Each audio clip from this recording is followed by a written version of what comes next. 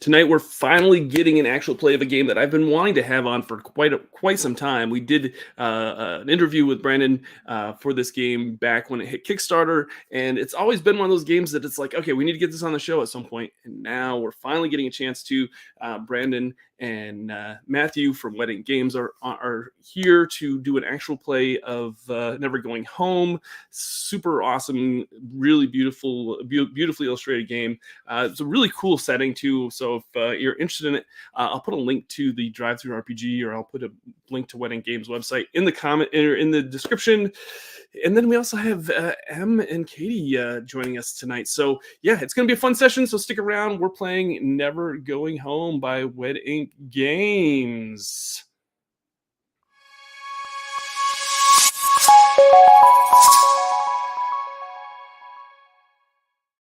Hey everyone, welcome to Victory Condition Gaming. My name is Doug. Today on the show, we're playing Never Going Home by Wedding Games. The guys have a Kickstarter coming up for more content for this game. It's coming shortly. So if you're interested in that, I'll put the link for that Kickstarter in the description of this video as well. I want to thank everybody for tuning in. If you're a fan of Never Going Home, hit that like button down below. And if you're coming across our channel for the first time, hit that subscribe. We do all sorts of tabletop content here. Love showcasing all sorts of different games, indie RPGs and tabletop games and creators and publishers. Just a lot of really cool, creative people in this industry making some really cool games, like Brandon and Matthew, which I'm going to bring on the show right now and just kind of talk with them for a few seconds. Hey guys, thanks for coming on again. Hey Doug, thanks for having us. Yeah, thanks, man. I appreciate you giving your time. This is long overdue that we're doing this actual play. Of course, you had the Kickstarter for Never Going Home. It was a smashing success for you, and I think it was even nominated for quite a few awards, if I'm not mistaken.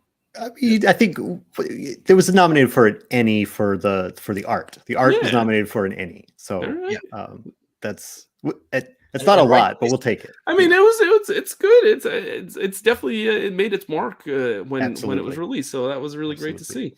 Now you guys have a Kickstarter coming up for more content for this game. Do you want to tell us a little bit about what you've got for plans for Never Going Home? Yeah, so for Never Going Home, the last Kickstarter that we did for it, we released some campaign dossiers focusing on 3 years of the Great War, focusing on 1915, 1916, and 1917, with various theaters and in each one.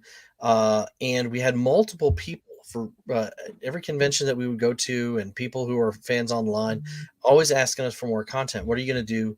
We're going to do the lead up to the war. Are you going to do the Americans coming in? And so after that, we realized, sure, there's enough out there that we can keep making additional content for it, and people are asking for some very specific things. And I'll let Matt tackle that, but it was really exciting to see that we were able to bookend the previous 3 books with a 1914 and a 1918 book, and additionally a book of more weird, crazy whispers and magic items and rules and stuff. So a lot of more of everything. Nice. Yeah, I couldn't have said it better. Like, it's more of what. If you like the setting already, that's more of what it is. We're not going to change up the formula too much. It's give the people what they want. Sure. Now, are people going to be able to get the core book as well? If they missed out on the first Kickstarter, they'll be able to get the core rule book. Pretty much most everything that they got that you offered in the first Kickstarter. Absolutely. Brandon can do a breakdown, but like basically you can get the 3 new books, or any other combination. All the previous 7 books will be add-ons, so you can add them all on. You can add the 2 you missed, whatever. And if you're a newcomer to the game, we also have a full set of all of the books. All 10 books at a discount. So it's just one of those things where it's like, sure, if you missed the previous Kickstarters or previous projects, never seen us at a convention or anything like that, we still want to make sure that people can get in and hit the ground running. Additionally, we'll have custom dice and custom cards that because it uses standard 6-sided dice, standard playing cards. There are a few things that were from the original Kickstarter, like the GM screen, which we have and will always have at conventions and stuff. Or if you want, you can order it directly from us. But just logistically, we didn't want to have too much bloat or anything in the Kickstarter. So it will still be available. You can still get the GM screen. It's just not going to be available on the Kickstarter. Nice. And when does this Kickstarter launch? Or you've got a date for that yet, or? May 9th at 9 a.m. Eastern. So coming right up, less than a week away. Awesome. Well, we appreciate you giving your time. You could be using this time to prep that Kickstarter. Instead, you're slumming it on VCG, which I appreciate. Thank you so much. Hey, this is work. This is promotion. All right. Hopefully, this stream is going to be on the Kickstarter. We are working on the Kickstarter right now. No pressure. And speaking of no pressure, let's bring on our other two players. Of course, we've got Em and Katie.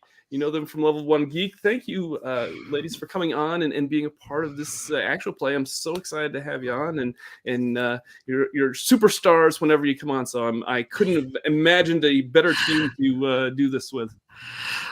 You are far too kind. I am just genuinely pleased every time my messenger goes off. It's like, you want to play another game?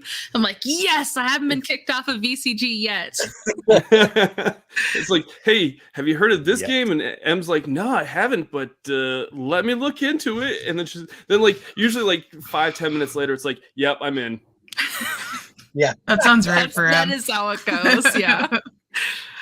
So.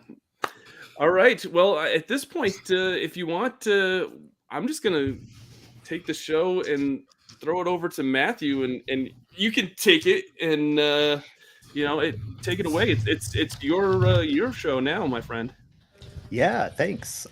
So I want to tell everyone, the players, the viewers, I guess, of the stream that we talked about lines and veils ahead of time. So we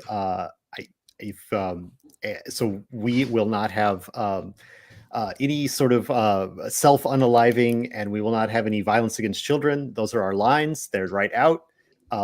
The other things are on the table. We've had nobody put any veils in. So we expect some supernatural horror and other things like that. So I wanted to say that up the top. Also, we two things are in effect. They'll have the X card in effect. If you didn't think you didn't like it, but now you realize you do, just put it in the chat, XXX on that, or say it out loud. We can back off, change the script, that kind of stuff. Exactly. And the flip side of the X card that I like to use is the O card, where it's like, oh yes, more of this, please. This is exciting. I'm interested in this. Let's do more of it. So yeah, you can do the heart sign, like, yeah, let's have more of that, whatever that is. So those two things we can communicate that as we play. The other thing that I will say is that I think we've kind of gone over the rules, so we'll kind of I'm sure we'll review them as we get along. So we're not going to do like a full rules explanation just to start. So I think what we're going to do is I'm going to tell you kind of the backstory. What we're doing tonight is we're playing, basically going to open up the as yet not quite finished manuscript for the 1914 campaign dossier and just start playing through it. So we're going to jump into, you may see from our names on the screens, we've all got Serbian names because you will all be playing Serbian Chetniks, former soldiers in the last year. It's 1914, early in the year. Last year there was a war down in the Balkans, and Serbia got a little bit bigger. They stole some of the Ottoman Empire. The Chetniks were sort of unofficial militia, semi in the government, but with a bit of plausible deniability there from Belgrade. So like, you're all experienced with the ways of war and the ways of, expanding your country into other people's countries. And a lot of the talk now is that, over there in Serbia, or not the Serbia, that we should expand into, we took on the Ottoman Empire, got a little bit of Serbia back. now there's some Serbs that are over under the Austro-Hungarian Empire in Bosnia. Maybe we should expand Serbia over that way and get a little bit more of Serbia back. You know, whether the people that live there agree or not doesn't really matter. This is about you know, Serbia expanding. So that's kind of the milieu of the 1914 environment that you're in. You've been heroes of the previous war. You're now kind of like mixed up in this new sort of like expansionist effort, again, sort of filling your role as unofficial soldiers, again, maintaining that plausible deniability part from the official government, who doesn't know anything about your activities officially and can't take responsibility for anything that you've done. Me either. Excellent. And so that's kind of the situation. I almost forgot. I do like to, this is an optional rule that's in the game. I like to have somebody who's in charge, and that person will get the extra cards. We haven't even picked our cards yet. Everybody should have, let's give you all 3 cards. Like, so you go to our card screen and you can get your cards. So just go ahead and pull from the deck, and oh, somebody's got the top deck there. That doesn't matter. Yeah, I don't know. Just go ahead and pull some cards down into your own little, at the very bottom, you can take they'll disappear and then they'll be in your hand, you know. So go ahead and take 3 cards. And then if somebody wants to be I guess we're seeing Doug's cards, but that's fine. That'll be all right. I'm just gonna say, Doug, VCG is your channel. I think Boschko needs to be the yeah. Somebody, you know what happens when you put me in charge, right? Well, I mean, I think we all have personal experience of this, and it's never really a good thing. Like, hey. even Brandon knows from personal experience. This is perfectly fitting for this game, though. So, because you're in charge doesn't mean that that was a good idea. Yeah. I'm for it. If you want to take it on, Doug. So here's the thing that being the quote unquote commanding officer does in the game with the cards. You get to draw 2 extra cards and either keep them or give them out to your troops. Right. But in order to do that, you have to take a chance of corruption. All right, so I'm going to take 2 more cards. Yeah, and then those 2 that you drew just now, you can give them out to other people. Okay. I think the way that you'll put them on the table and then tell somebody else to grab it, and they'll put it in their hand. All right, so I've got. Oh, am I supposed to show it or no? I mean, I guess technically, you see it anyway. All the cards are supposed to be secret, but it's hard to do it on live stream. Sure. So whatever, it's fine. So, yeah, let's say, Em, you can take this one. Ooh, thank you. And Katie, you can take this one. Excellent. All right. So then, what I'm gonna do is I'm gonna draw a card from the deck. And I'm going to, and this is again, like we're engaging in a lot of adaptations for play online. So this is something that I think would be fun. Maybe it won't be fun, but I think I'm going to show the card. I've just drawn a card and I've got a deck of cards here that I'm going to match. So I'm going to show it to the camera. And so the audience and the player, Doug, will know whether or not this card is going to corrupt Doug a little bit. But the other 3 players, I'm going to ask you to not look at the screen for a minute while I show Doug this card. All right. Here, I'm going to do solo layout so I can see this. Right. So this card, Doug, if it's a red card, you did not get corrupted by taking on this additional responsibility. If it's a black card, you did. Okay. So okay. There you go. So now the 2 of us know whether or not you were corrupted by this experience of taking on the responsibilities, and everyone can look now. So the audience knows, and Doug and I know. My eyes. Why did I? Never mind. Brandon. See, I'm definitely not the brains of this outfit. Yeah, but you're playing the brainy character. It'll be so much fun. Okay. I'm worried. Your brainy character is dumb, and your leader is a mess. It's perfect. Good. I feel like I'm like the Michael Scott of this operation. I love it. Hey, you can play into that. I'm just here for the grenades. The grenades. Okay, I'll be in the back. basically, we're going to kind of jump into play here to kind of accelerate things.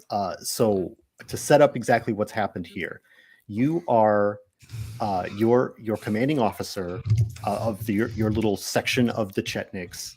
His name is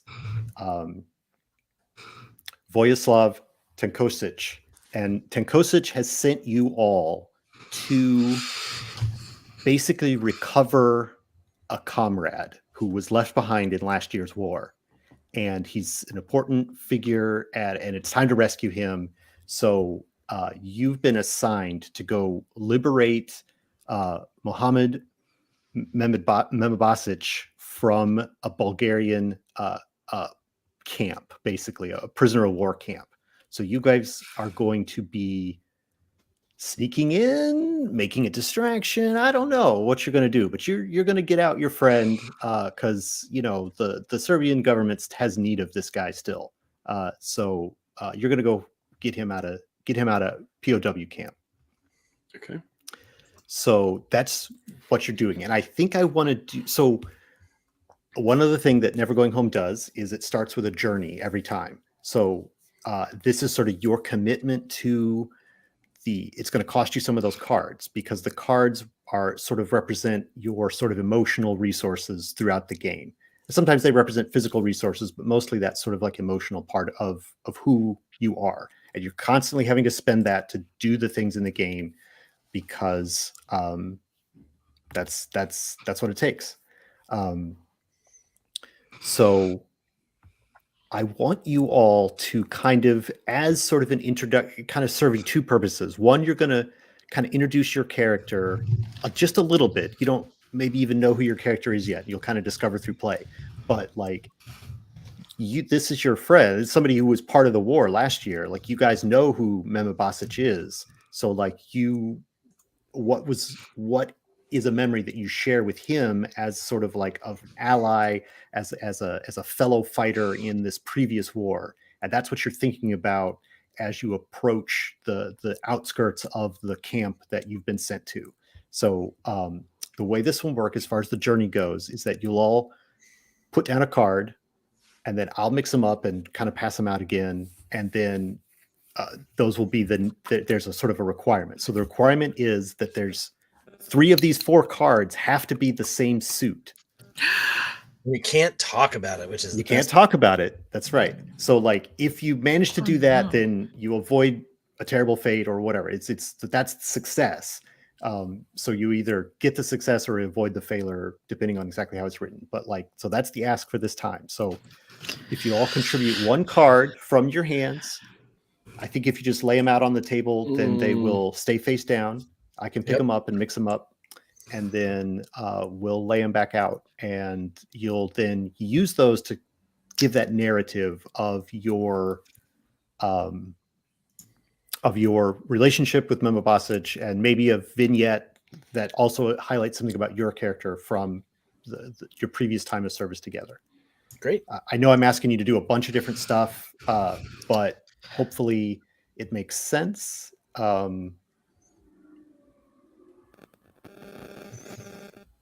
So if anybody has any questions, please let me know. So just to reiterate, we all contribute a card. You are going to shuffle those cards up and divvy them back out. We may not get the same card that we put in. That's right.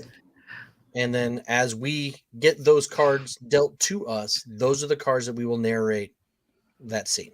Okay. Exactly right. All right. So here's one for you. I'm just going to go around my screen here. I think this one's going to be for Doug. Okay. So go ahead and take that. Helps to use the right window. I'm sure it does. Then we got one for Brandon. I'm sorry, I should check your character name. So that's Stefan's card. Then we've got Radina's card here. And lastly, we have Myrna's card. So you've all contributed cards. They all got shuffled. Now you're going to lay them back out. And the card that you just received is sort of your prompt for the thing. Again, spades being knowledge, hearts being relationships, clubs being physical objects or obstacles, and diamonds being a personal interior hope and dream or imagine it. So if you'll anybody can go in any order. We can lay them out, lay them face up. I think you lay it out and then tap it, it'll flip it face up, and we can see and narrate, and we'll know whether or not we proceed through the journey successfully. But also you get that vignette scene to both introduce us to your character and explain your connection to this soldier you're trying to go rescue. Okay. I can go first if that's all right. Excellent. Then all right. So I've got this 6 of. Do I put the card out? Yep. Yeah. Okay. So Yeah, I've got go ahead the and put 6 it of down. spades. So this is some sort of knowledge that I have. Yeah, learning, experience. Okay. So I feel like I made a fatal error at one point while we were fighting. Well, and this friend kind of covered for me and didn't make it known that I made this like error while we were fighting, and it actually, since that didn't come up, I actually got the promotion, and now I'm kind of in charge of Hey. everybody because of it. If had it come out, I probably would have been like kicked out of the war, because it was probably just a horrible offense that I made. So that's why I'm so drawn to, like, I've got this guy covered my tail. I need to go bail, go help him out. Exactly. All right. Somebody else, give us a vignette. I can go. Yeah. Here we go. All right, I've got the 8 of spades, so also learning. I was thinking, well, what is my friend's name again? I should remember my friend's name. It's Mohammed Memabasic. Perfect. I should put that in the chat for us. Mohammed, there was this one night when Myrna was going through training. Right. It was late at night. She was very tired. She hasn't been good at guns ever. Never has been good at guns, and was arguing vehemently over why does she even need a gun? She's great at knives. Guns are unnecessary for what she has to do. And Muhammad was so kind and taught her the way of grenades. And grenades have changed Myrna's life. Now she's hoping to show Muhammad what she has accomplished with these grenades. Incredible. Well done. Thank you. Master of your craft. Master. That's great. All right. We got and the first 2 cards match. That is dramatically incredible. So can the next person reveal their card and give us a vignette that introduces both your character and your relationship to Memabasic. You want to go, Katie? Oh man, mine's so difficult. Let's see if I can do this.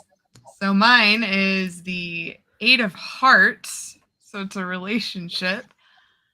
So Radina is the sniper. She likes to be in the back, likes to be kind of that overwatch for everybody. And Muhammad helped her, taught her like the importance of being kind of that overwatch, not being in charge, but being that overwatch and forming trusting relationships with everybody in the unit, and making sure that she understood how to get everyone else to trust her to be that lookout in the back.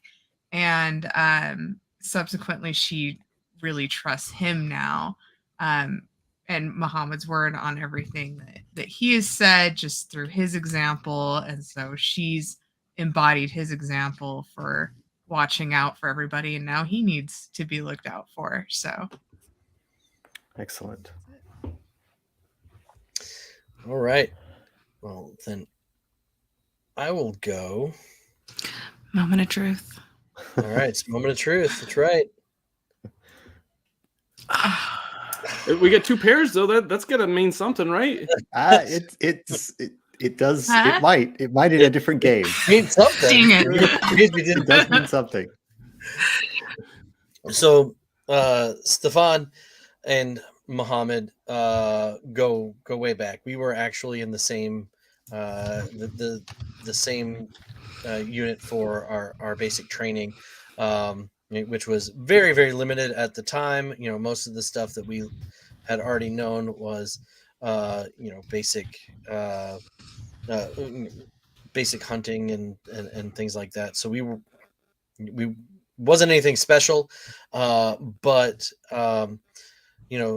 Stefan was he's the son of a cobbler, so he was learning that trade before he got pulled into combat, and Muhammad really made him question whether that was if he really wanted to go into his family's trade. And we stay up late having conversations about like religion, philosophy, and everything under the sun.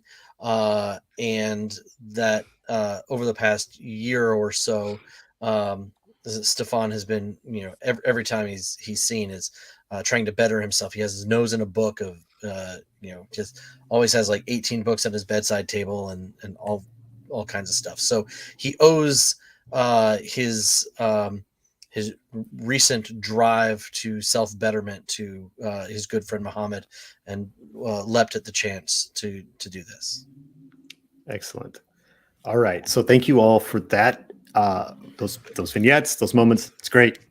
We've introduced your characters, and so unfortunately, you have failed the journey. So there is what happens is you guys have the final step before this camp is it's on a river, and you guys have been crossing the river, and as you get sort of like it's been foggy, and you were planning to kind of cross at a point where you could then sneak your way kind of around up the riverbank and then down over to the camp, and it's been foggy on the river. It's a night operation, and when it parts, basically you were like the boat is like going right into the camp. You are right below the like guard towers and stuff. So like you immediately need to hide, and so basically we're going to do our first skill rolls. This is a challenge stealth roll of target number 5. So everybody is going to roll stealth. If you've got stealth as a skill, great. If you don't, you may have to buy it with your brawn, and we'll see what happens. But you're jumping right in to surprise because the journey was failed. But so do we each have to get a success? No, 5? Together the 4 of you have okay. to get 5. So if you all can contribute, 1 each, and somebody gets 2, you're golden. Now, remind me for the people at home, do you get 4 dice for brawn and then however many is in your skill? So it's what's in your skills, the number of dice you start with, and then the brawn number is how many you can adjust that dice pool with. So you can buy dice. So if you have like 2 already, you can buy 4 more, roll 6, see what happens. You could buy 2 more so that you're rolling 4 dice total, but then you have 2 brawn points in reserve to adjust after you roll, because you can buy pips or you can buy a reroll with your dice with your points of brawn as well.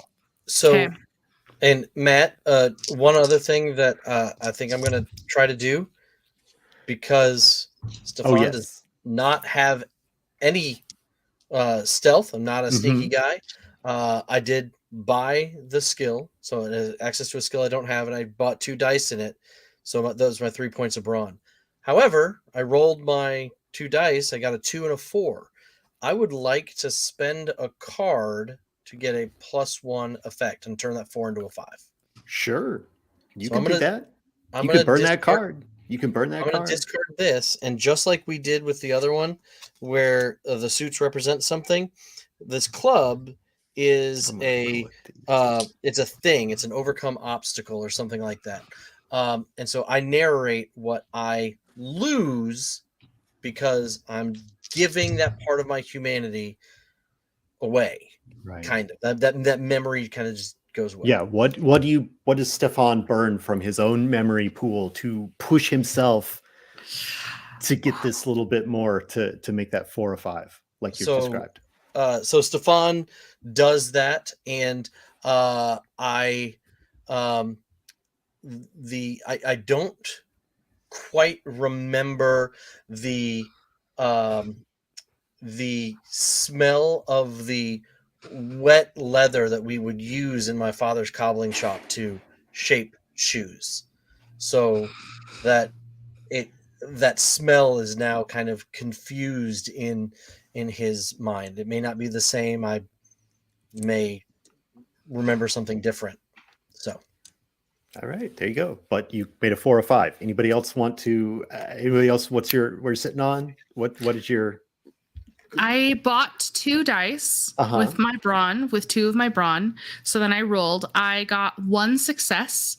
Then I spent another point of brawn to re-roll my 3 dice that I did not succeed on, and I have an additional success. So I'm sitting at 2 successes. Great. So that's 3 total.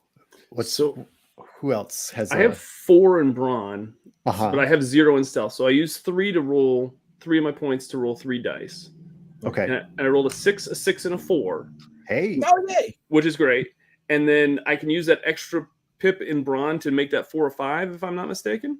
I mean, I think technically you would have had to spend it to buy the right to roll a skill you're not trained in.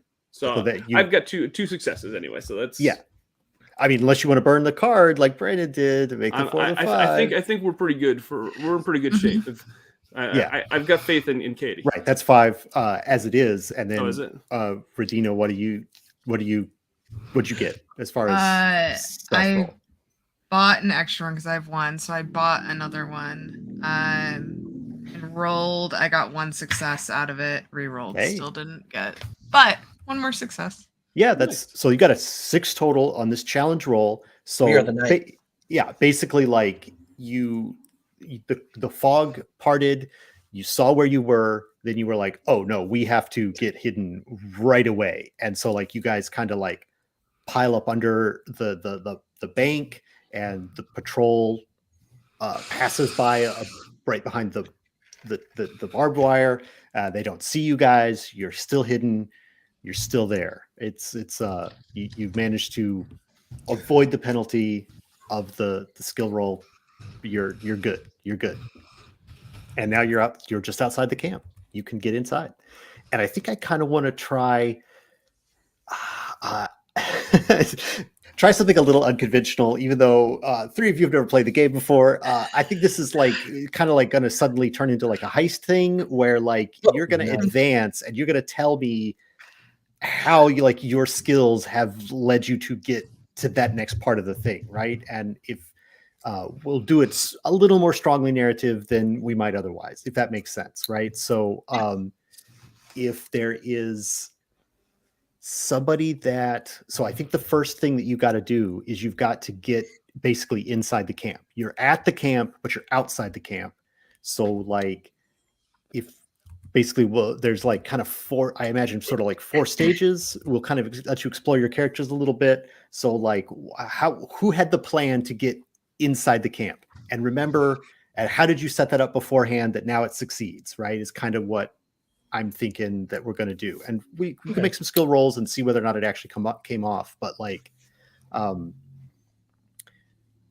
that's what I'm asking to do. So who was here? Whose job it was on the mission to get you into the camp? And when you're thinking about your plan and your narrative, you are trying to be quiet about this. That is kind of one aspect of this this campaign dossier, is that there is an alarm level. You haven't come anywhere near it yet, but you don't want to make too much of a scene. Get those silencers on Myrna's grenades. Yeah. The silencers on the grenades. They're wrapped in dishcloth. Yeah, exactly. Yeah, don't rattle it all in the bag. Yeah. I understand. Bosco, did you want me to handle the entry? I mean, if you can do it quietly Go by all means. Oh, yeah, I can. I think I can definitely do it quietly. And Are you sure? Rudina, please. And Myrna will produce from her bag some wire cutters. Hey. And want to kind of circle around behind some fencing and like cut a little hole where maybe it's not quite so guarded in the dark so that we can slip through. There's going to be this trench, hopefully, there that we can just like army crawl our way deeper into the camp. Yeah, Oh, that both of those sound great. I think I would call for mechanics or maybe athletics, either one to execute that. Or if you want to say like, no, but I was going to use this skill to do it, I will also accept that sort of. I was thinking stealth, but I'm Sure. pretty on board with athletics too, if that's what you're. If you that's just better. described the army crawling, so that felt a little more physical. But yeah, if you're willing to go with it. And tell me what you get. This is sort of like unopposed or whatever. We'll kind of judge success. Like I said, I end up playing extremely loose. Loosey goosey. All right, I'm going to spend 1 to buy, and then I'm going to spend 2 to roll 2 dice, and I'm going to leave 1 in the chamber to do a re-roll if necessary. I love it. Okay. That was from Atlas's. Am I speaking the lingo? Am I on it? That's the lingo. You're already picked up on it. It's amazing. All right, I got 1 success. Yeah, I think it's fine. I think it's fine. Like I said, we want to move this first mission along a little quicker than we would normally. So you do that. You've got cut the lower wire. You crawl in. You lead the team. You're inside. I'm gonna follow Myrna, and I'm gonna go in, and I'd like to, and I tell Radina and Boschko, I'll just listen for my call. When you hear the call of the nightingale, then you'll know that you can come in. Okay, it will be safe, and Myrna and I will make sure that everything is there. We'll get the lay of the land. Stefan, will you give me an example of what a nightingale sounds like? Yes, please. I'm not fluent with like. Okay, I just listen for this. Caw-caw! Caw-caw! I didn't know. I have been calling those crows my whole life. This is wow. I didn't realize that those were nightingales. Wow. Right. It's Is it when they're doing that at night? It's when they're doing that at night. Yeah. Yeah. It's a bird. Can I didn't quite hear that all the way. Can I hear that one more time? Yeah. It's just like this. Caw-caw! Caw-caw! Right. That's. Yeah, right. All right. And you're gonna scream that in the middle of camp. No. I think that's emulate the bird. Yeah. That's right. Right. Okay. Yeah. This is gonna go well. So I'll perform it as best I can. So the next challenge, and I'm gonna kind of pick on you now, Brandon, because you've put yourself out there for it. But you have to get through the camp. You kind of have to blend in or move quickly, or you have to get past some people. This isn't just they're not just all the people aren't on the wall. So right. And you could incorporate the caw into this, but maybe that's not the best option. I don't know. Again, you are trying to sneak. Can I use my investigation to kind of find their, maybe a patrol pattern or maybe the best way to kind of get through? So, because I'm not really that stealthy, and Myrna's already made the path. The hole's already in the fence. Right. You're inside now. Yeah. Right. So if I'll use my investigation and figure out okay, well, if I kind of hide over here, no one's really going to see me, and in about 20 seconds, I'll move to the other side of the building. Yeah, and then you can caw over there. Yeah, I'll caw over there, which will draw no attention. Yeah, well, no attention at all. Well, you could caw all over the place if you really wanted to. Right. It's such a convincing impression that no one will ever suspect. I think investigation is a perfect thing for what you're trying to do here. Perfect. So yeah, give us some. I start with 1 because I have investigation already, and I have 4 smarts. So what I'm going to do is I'm going to buy 3 and keep 1 in the chamber. I love it. I got 2 6s. On the first, I will spend the one in the chamber, and that's it. You got 2 successes. All right. So I think it's all right. It's all right. I think you can get through, but I think there's somebody. I think you haven't gotten a perfect success here. So I think Maybe they're on to me. I think I'm going to raise the alarm a little bit, like, but you're not at the limit You're yet. on to me. The alarm here is level 4, and you guys are only at 2. So I think you're okay. You're Ooh, okay. okay. But it's not like it goes down. So be aware. All right. So you do your thing. You watch some patterns. You're watching for the ideal moment to move. Do you that's the signal, right? When it's like, now it's time to go. Is that kind of what you're putting up there? Just letting everyone else know that they can come in, but I'll do so when it's clear. All right. So you guys know that he's not going to be held in like the regular. Mama Basic is too valuable to be held in the regular prisoner area. He's going to be kind of like with one of those prison within a prison kind of situations. So you've got to go deeper in, and this probably is sort of like a situation where there's some there's definitely guards. You might try to pass through this barbed wire fence as well to get into this building. You might try getting something else creative, but anyway, there's definitely some people that you need to interact with. It would be lie your way through the front door would be the most obvious way. But there's other ways to deal with hostile people. But you remember, you're in their house right now. So you might want to do that. So either Radina or Bosco, one of you is here for this very reason, as we've sort of narratively built this thing. So who wants to take the spotlight on how you get into the cell block? I have an idea. Yeah, I want to hear it. So if I can knock a guard out and take their outfit, one.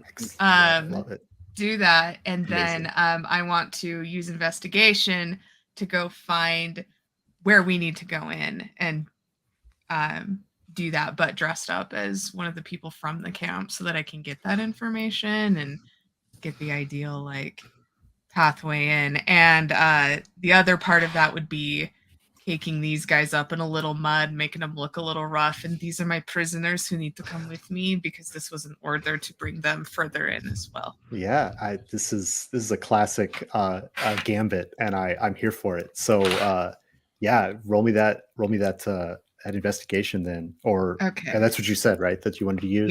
Yeah, I'm gonna use investigation. So I'm gonna buy 4 to do this. Right. Yeah. That's what I'm gonna need to do. Okay, I have 2 successes, and then I'm gonna re-roll 2 of them. Yeah, that'd be great. Okay, 3 successes overall on 4. All right. So you size up a fella, and you get somebody that's just the right size. I think you're ready to do it. You've got the you're more the sniper kind of character, but I think you're able to I don't know. Well, you tell me how's the moment that you get somebody that you can get their uniform and switch uniforms. So being the sniper, I'm leaning up against the fence. We're inside. I've got my scope actually off my gun to kind of use it as a thing. So I find somebody not too far away through the scope, and I just kind of casually walk my way through, kind of hands in pockets, hunched shoulders, and I get over to him, kind of do that psst, over here kind of thing, and then I just knock him out with the butt of the scope. Quick change.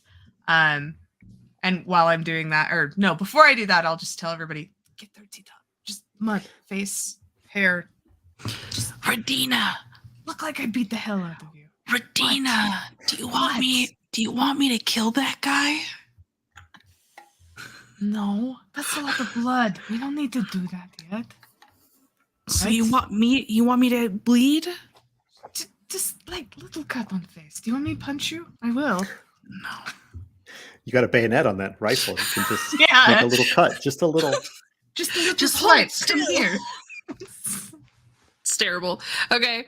Yeah, I'll get roughed up then. Excellent. That's how it happens. All right. So this perhaps improbable, but still incredibly effective method of I'm just here with the prisoners, and it seems to work every time. You get inside the inner cell block, and you kind of need to know where Momavasic is. So where I think Boschko, this is the part of the mission that you were here for. So like what's the actual, like, we got to get him now out. What's your part of the plan? Oh God. Do I? So we're all like pretending to be prisoners, led by Radina, right?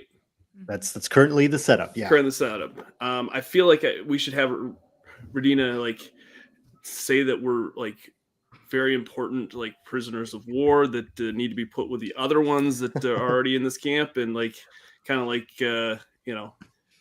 tell. Pretty much, we need to be put in the same facility that that our friend Mohammed is in, and that's kind of how we get to where he's at, because I think there's not any place that we could probably look it up. I don't think. Okay, hiding in plain sight. Then I'll just loudly state that these three are with Muhammad, and they're just there. You go. Dangerous. Yeah. All right, great. I think this is a worthy continuation of the strategy you're already on. So, what are you going to? Who we are. What are you going to do? Up.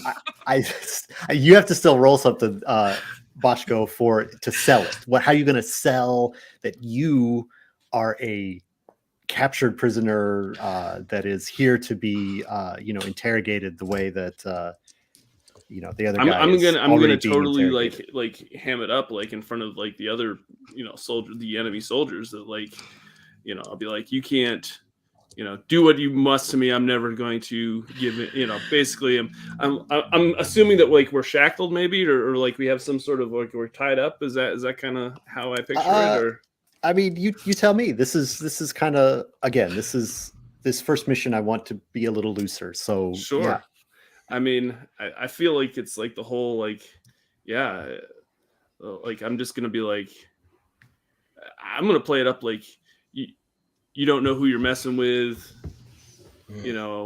Once the higher ups find out that you've taken us, y'all are gonna be dead, and like all that. I'll hit him in the knee too. And like and then like I'm just like, oh, you're gonna pay for that. All right. You should probably hit him again. I don't know. Probably hit him in the would back. you like to roll to totally sell what you're putting down here? Sounds a little bit communication-y. Yeah. But maybe I'd let you do athletics. No, I think it's definitely smart speak right, which I'm really, really good at. Oh man, I'm not even like. I think. All right, I get to buy it for one die. Okay. I mean, I'm open to arguments that you could use something else. I'm asking you what you want to use, basically. Yeah. No, I think perhaps that's I am probably, too merciful. That's kind of. I mean, I don't really see anything else that kind of like gets in that whole. Yeah. Yeah, and I rolled a failure. All right. So I think what's going to happen then is that I think can we get some more cacas? Yeah, you quick, a distraction. So I think what happens here is that it is like some other time when you may have seen a media production or something like this where this gambit was tried. I think this turns into I think you have now failed to sell your piece of this, and this there's going to be some sort of firefight that's going to breakout, some sort of attack. And I'd also, so yeah, I think you're gonna have to like.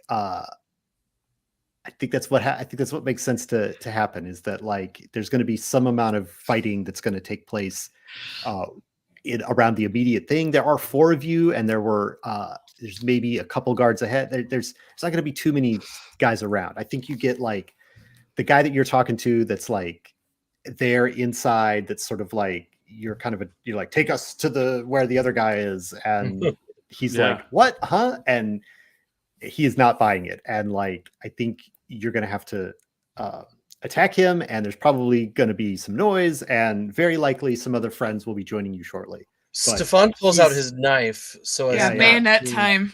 Yeah, this is no shooty. This is stabby pokey sticks as opposed to loud noisemakers. That is an excellent point. You should be doing that. So I think the way initiative works is basically like, who wants to show me a card your initiative is based on cards. Ace is high in this case. So if you have, and everything else is below that, if anybody wants to declare their initiative and when they intend to act, you can do that. And I have a king. You've got a king. All right. Well, that's pretty strong. I got an ace. Guess what? what? Yeah. So do I. Wow. Oh, all right. Yeah, so I don't have. So, and the cool thing about initiative is you get to dictate. If you win initiative, you get to dictate who goes first, and then after your turn, you get to dictate who goes next. Exactly right. So one of you two that has an ace, you are going to win this initiative. Like, you see that this Boschko has just kind of pushed his performance a little too much, and the guy's like, I'm not buying it, and he's going for his weapon, but you all are faster. So one of the two of you decide amongst yourselves who's going to be faster, and you get to act first. You should find go some stats. first, All right. because I'm beating the hell out of Boschko right now. The way I definitely picture this going is she saw that the guy was doubting if Boschko was being truthful, and so she kind of slipped behind him, and she's like, Rodina, I think you should probably hit him again. And then she's in the middle of hitting as like a distraction. The knife is out and is coming down like in that the nape of the neck area. Sure. The not good part of the neck to be stabbed. Part of the neck shoulder area. It's like the zone of bad is what I like to call it. This area. The zone of bad. I like it. This bad zone. I'm gonna give this guy. Where's the? I don't like it. Here we go. I mean, I do. Yeah. All right. So the target number to hit this guy is a 3. So you're. Crap. So that's your target number to hit this guy. All right. I'm gonna buy some dice for surezies because I'm not even at 3 dice. Do I get a die for being trained and then a die for each one underneath, or just for the little check marks underneath? Just for the however many 5 of the 5 you have. 1. Yeah, I'm going to spend 3 for more and leave 1 in the chamber for a reroll. I think that's a very great way to spend your points. Okay. Oh. I am going to spend a card to turn a 4 into a 5. All right. And then reroll the other 3. Ooh. Oh, I got a 1, a 5, and a 6, which puts me at exactly 3. That's right. So you also need to tell us what sort of part of yourself that card costs to do that. Let's see here. Sounds like it was worth it. It does sound like it was worth it, doesn't it? I think I'm going to spend... Oh, I'm sorry. I interrupted you. I was just Continue. going to say the ace that you showed to win initiative isn't spent. You just have to reveal that you have it. So you can take that back into your hand now that you've shown it. Okay. That one's Yeah. actually Katie's, so I can't take that one. Okay. I will I spend mean, you can. the Queen of Hearts is what I'm going to spend. Ooh. And I'm going to say that she loses just that little bit of empathy that she had still before like killing people. Like she's like, Ooh. this has to happen. And she's just going to do it. Her heart grows colder in this process. All right. That is, that sounds appropriate and appropriately grim. So you use the Queen of Yeah. Hearts to off with his head? Yeah. Dog, that's so good. Ugh. Respect. Yeah. All right. So what is your, I mean, I guess you're just doing a knife, right? So you got, what's your weapon? It's the knife? It is the knife. Yeah, that is damage. correct. Okay. So that does 1 damage. Yeah. All right. So you stab this guy and he's not happy to have been stabbed. In his and- bad zone. Yeah. In the bad zone, right? His danger zone. Danger zone. Danger Yeah. zone. So So you you get to decide also who goes now next, pick right? who goes next. So currently there's only Yeah. one antagonist on the board, this guy you're talking to, but now he's made a gargled sort of like, and so like you can expect some Oh, wait, more reinforcements. What did it sound like? I think you heard it. And the It was it's stabbed in the neck. Ow! danger zone. I think I'm gonna immediately shove him towards Stefan. Let's get him. Stefan, who like just pulled his knife out and has this body like coming towards him, is like, oh, and stabs him in the most skilled way possible. Yeah. Right. I'm sure So- I read this in a book somewhere. Because your target number is 2 because he's taken 1 damage already. So Well, I had to buy melee, and then I had to spend my other 2 brawn to buy 2 dice. Awesome. So I got 1 success, and I am not going to spend a card because it's my last card. So I stab him in a really goofy way, and it actually just goes like right through his uniform, and does no damage. he's kind of like a moving target And I'm anyway. like, yeah, take that. So you And didn't I'm even gonna you didn't get your 2. try to like. I did no damage to him, right? Great. Then I'm like, I'm kind of like holding him right in front of me. I'm like, Botchko, what do I do? All right. I think I'm stuck.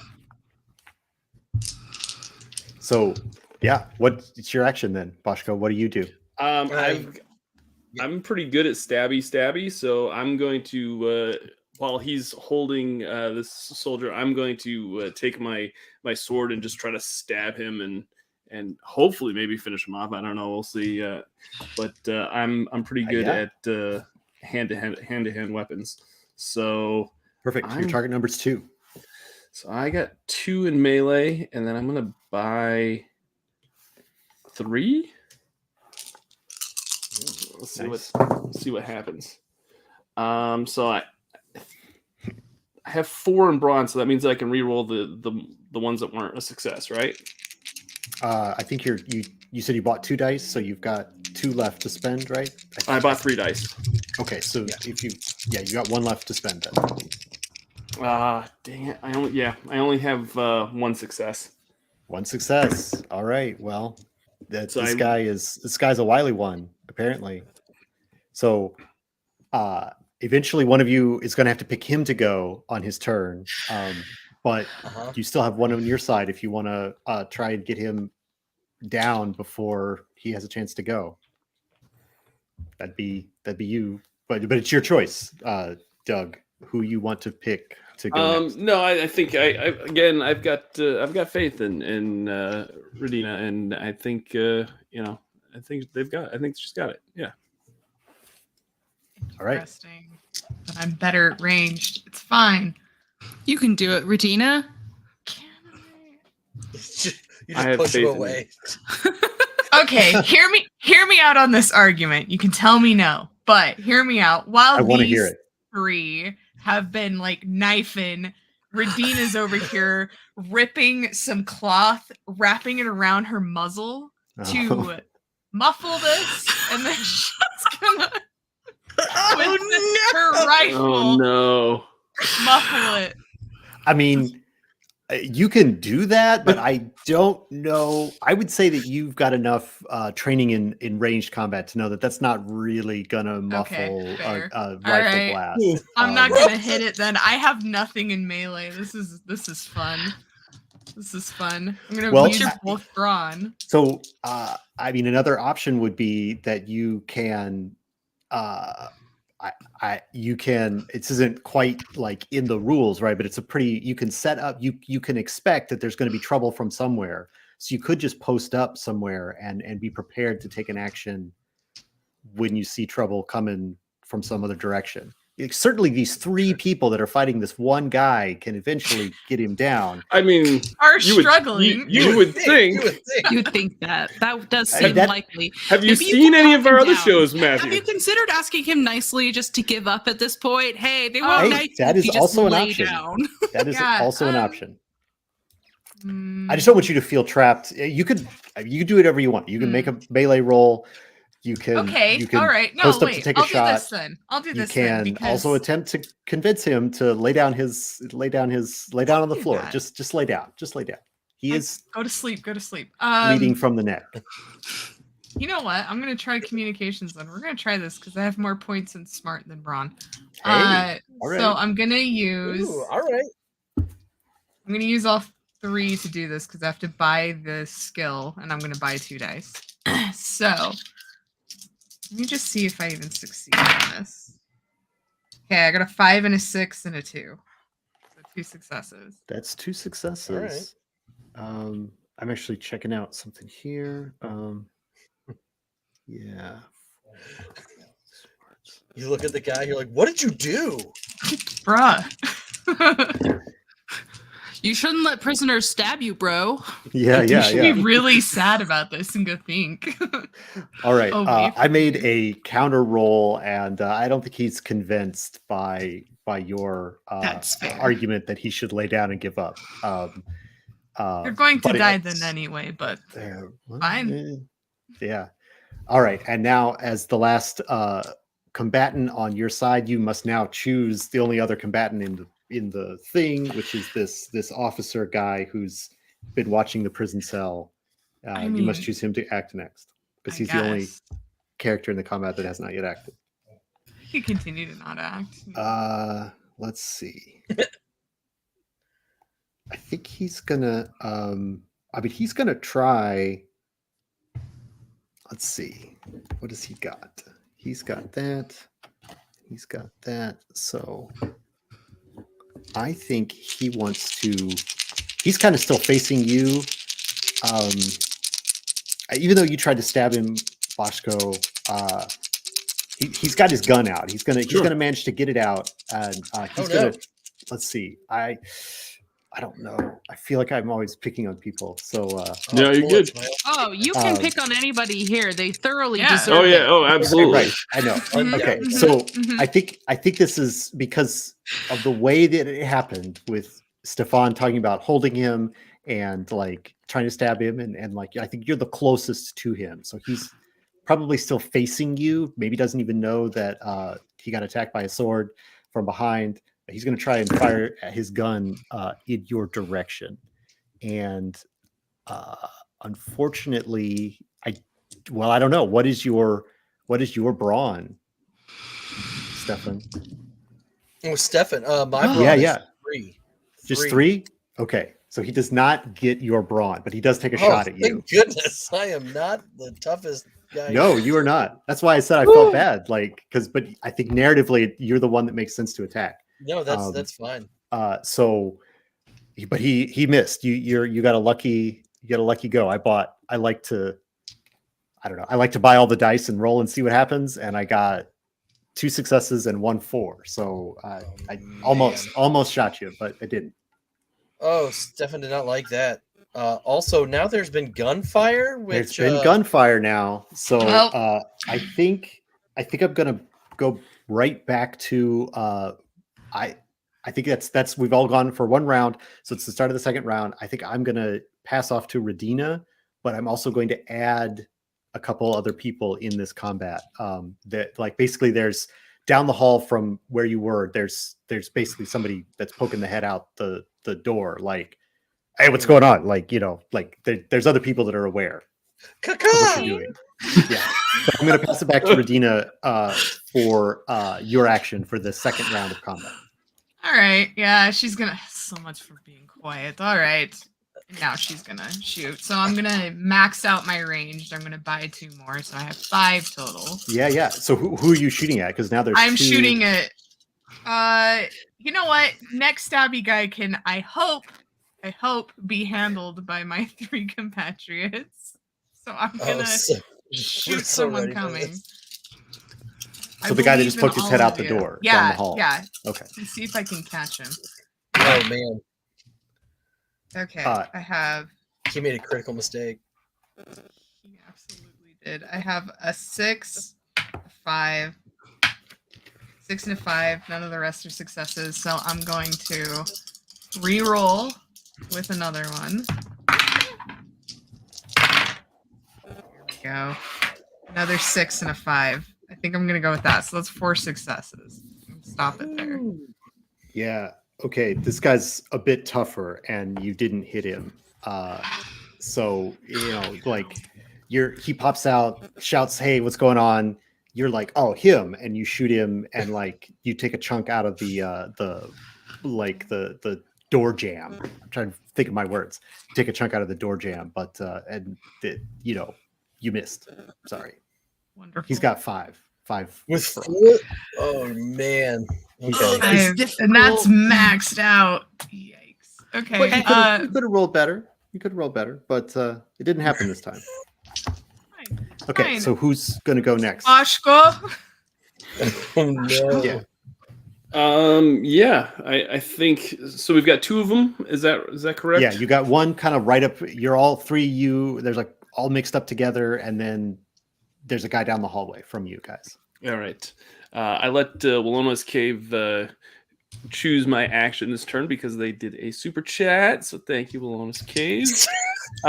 So what I'm going to do is I'm going to take my sword. I'm going to kind of lean into the person that's like right in front of me. Or actually, no, I guess he's right in front of Stefan. I'm going to just kind of like lean over like to the side of him, and I'm gonna smile really like menacingly, like you, like this is what you deserve, and like I'm going to try to then stab him and finish him off. I'm gonna try that. Yeah, he's still only got 2 brawn, so right. You need 2 to hit him. So I've got 2 there, 2 there. So I'm gonna use 1 to reroll. Oh yeah. Oh no, those are all 4s. Dang it. Yeah, I'm going to. I've got 1 to reroll, so I'm going to reroll it. Okay, I got to roll a 6, so I got 2. I've got a 5 and a 6 that time. All right. Okay. I thought I had like 5 successes because it was like 5 and all 4s, and then I'm like, oh no, those are 4s. Dang it. you got so excited. Yeah. And then you realize you're like, oh. It was like, oh, this close. All right, but you got 2, which is enough, and I think your sword does. Is it 1 damage or 2 damage? It does 1 damage. Yeah, weapons are all pretty light. It's but you hack at him.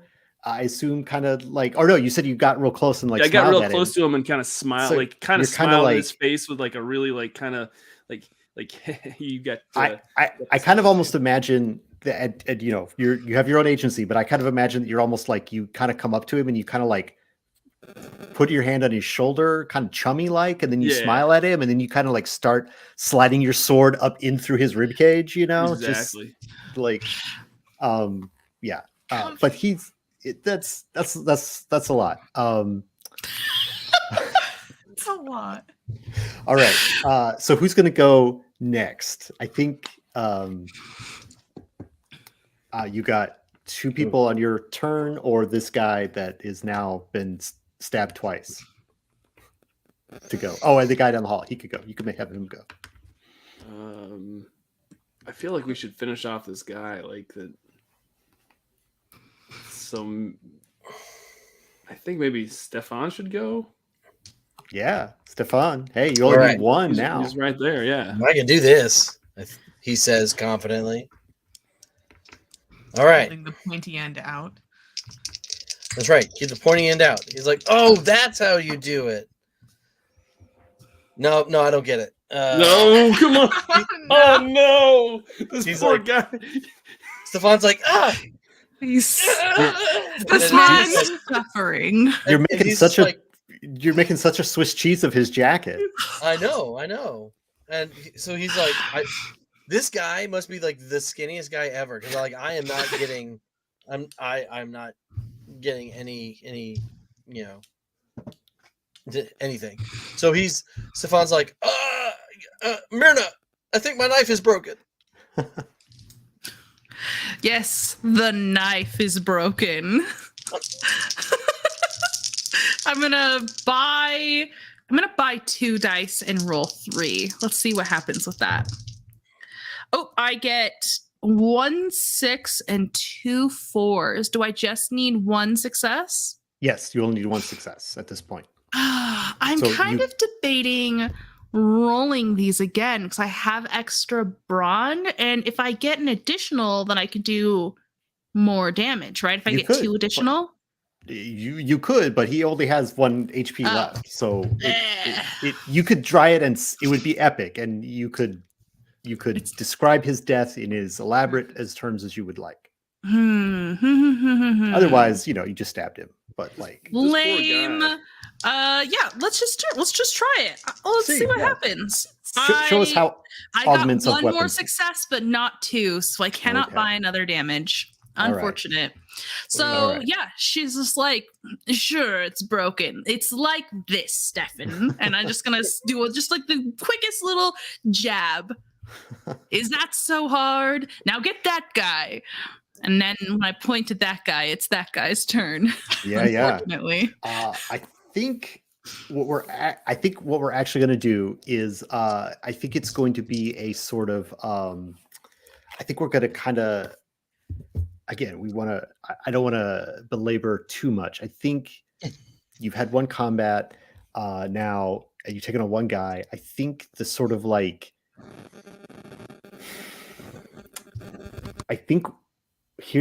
so what I think I'm going to ask you all to do now is I'm going to call for a challenge roll of melee. And you're kind of going to be like, go united down this hallway to like the room where this guy is and kind of overwhelm the rest of the guys in this facility, I think. So I think it's going to be, I want to throw it to you as a challenge to all of you. And so a challenge of 5 melee. And if you can beat that, then you'll kind of end everyone else in the combat. So I'm gonna roll the only 2 that I can. Hey, this time you'll get like 3 successes. I got 1 success. Oh. 1 success. 4 more needed. You got 3 successes. So 1 more needed. Oh, great. You got 1, Myrna? I rolled so many dice and only got 1 success. Sometimes dice be like that. Sometimes dice just especially do be like on this that. show. So true. But I think you've got you did the challenge, so I want to hear from maybe each of you. Could you contribute a little, just a few little lines about how you kind of like, all right, we had our first jitters, now we're done, now we're on focus, we're gonna get our friend out of here. How do you take over this facility and get to him? Because there's definitely some other people around. That this guy was obviously a tough individual that like you took a shot at and missed, because he's a tough one. But let's describe how you go melee into this situation and win. So the first, when Myrna like points and says, "Go get that guy," Stefan's like, "Okay." I'll say, kind of goes out there, and it's like that hallway fight from Daredevil where he goes out and just gets his face punched in, and I'm like, oh gosh, and I just managed to trip over myself and stab the guy in just the right way, but Stefan is worse for wear, but did what Myrna told him to do. Great. So proud. Literally so proud. All right. Anybody else? Just What do you got? Like, yeah, I feel like Myrna, did you stab this guy? Right, the guy, the soldier that we just killed. The right? first person? Yeah, Yeah, the I first stabbed person. that guy. Yeah, Yeah, he slid off your sword, and I just kind of like, as he was like sliding away, I just kind of kicked him and then stepped on his body and then like rushed down the hall, and then it was like I just saw like John Wick 4, so all I see is like these other guards coming at me, and I'm just like grabbing them, punching them, and like basically I'm just, we're just taking over at this point. And the exact opposite of what I did. He did. Together we average out to some level of competence. Yeah, because I'm really good at brawn and melee, so I feel like I'm just like your angry is up now. You're going in. Yeah, I'm done with like these little stabby like ridiculousness things that's going on. Excellent. All right. What other contributions can you make, Myrna or Radina, to the takeover of this particular area of the thing to get to the point where you've got your friend free? Did you want to go, Katie, or you want me to? Well, I had no successes, so my non-contribution is suppressing fire. Sure. I love that. Pointing the way out. I think that Myrna is the one that finds the jail cell for Muhammad and like has picked up the key, is whistling, is like all this chaos is going around. Stefan's falling, Boschko is beating everyone up. She's just spinning it, finds one key, doesn't work. Second key, doesn't work. Third key, that was the one. It opens up, the door swings open. Muhammad's like, in the corner because there's suddenly a firefight outside of his cell. She's like, are you ready to go home, friend? And I just casually tossed him one of the grenades covered in moss. He is now armed and can help himself out of here. Excellent. Yeah, he catches it and he just smiles at you like, that's my Myrna. I taught you well. And it's like he's like, yeah, let's go. And he's got on like his little prisoner skivvies, but he goes on and finds somebody that so much noise. This sounds like a group of crows in this prison. Yeah, Nothing it covers. It's so loud it covers the sound of gunshots. So he's ready to go. He's like, don't worry, I didn't tell them anything. And he finds a guy that maybe Boschko has kind of punched him into submission, and there's not too much blood on his jacket, and he like kind of whips that jacket off of that guy and puts it around himself like a cape, and then like he's ready to go. And you guys head out of here, and I think we will proceed to the denouement here. I should probably make you roll something or whatever to escape the prison, but I think we also are trying to cover a couple of the flavors of the adventures as quickly as possible. So plus, Muhammad had a grenade. We're getting out of there. I think now. I think he throws over his shoulder. The entire thing blows up. And I was gonna say, I feel like cool guy walk going. Yeah. Right. It's cool guy walk. Right. It's cool guy walk. Yeah. So now we're at the end of the adventure, and everybody's going to get 2 cards. So you don't have to like show it, but like everybody can grab a couple cards from the deck. You've got your experience, and Myrna, you get another card because you're the one who got the killing blow on that watchman officer guy. So how you actually get 3 cards exciting. for the mission. Everybody else gets 2. And we're between. You completed your first mission. We're between missions now. So if you would want to, I don't know. I actually don't know how many cards you have, but if you want to buy some level ups in between missions is when you do that. There's a little bit of downtime in between. And the way that all of the skills work, or the attributes or skills, they work the same way. If you want to increase the pip, it's 1 plus the number of the new level that you will have. So if you've got 1 in a skill and you're going to get to the second level, it costs 3 cards to jump up to that level 3. So it's 1 plus the new level you will be at. So it's, or your current level plus 2, or however you want to think of it, is how you do it. And there are some benefits if you do like, I don't actually remember fully what they are, but I think I can get to the page real quick. There's discounts if you do like the same number of cards or the same suit of cards, or if you have a face card, you get a little bit more for your spending. Yeah, if it's all the same suit, then you get to keep 1 of the cards, and if it's all face cards or aces, you get 2 pips instead of 1. So those are some benefits. If you have like 3 face cards to spend, you get 2 pips. It's a cool thing. So you can do that if you want. You can spend those cards. You don't have to. You can keep them for action for the next time. But that is something that can happen in between missions to level up your characters. It's how you get more pips. It's how you get more skills. How you increase your brawn or your smarts or your guts. That's how you do it. And if you had magic, it'd be how you increase that too. But we're kind of playing in the 1914. There's not as much magic, so it's So that's very quickly. I went through all that. If anybody has any questions, I can go through it slower, or we can kind of talk about what's going to happen next. Yeah. I'm good to go to what happens next if no one else wants to level up. Yeah. I'm good. Yeah. Cool.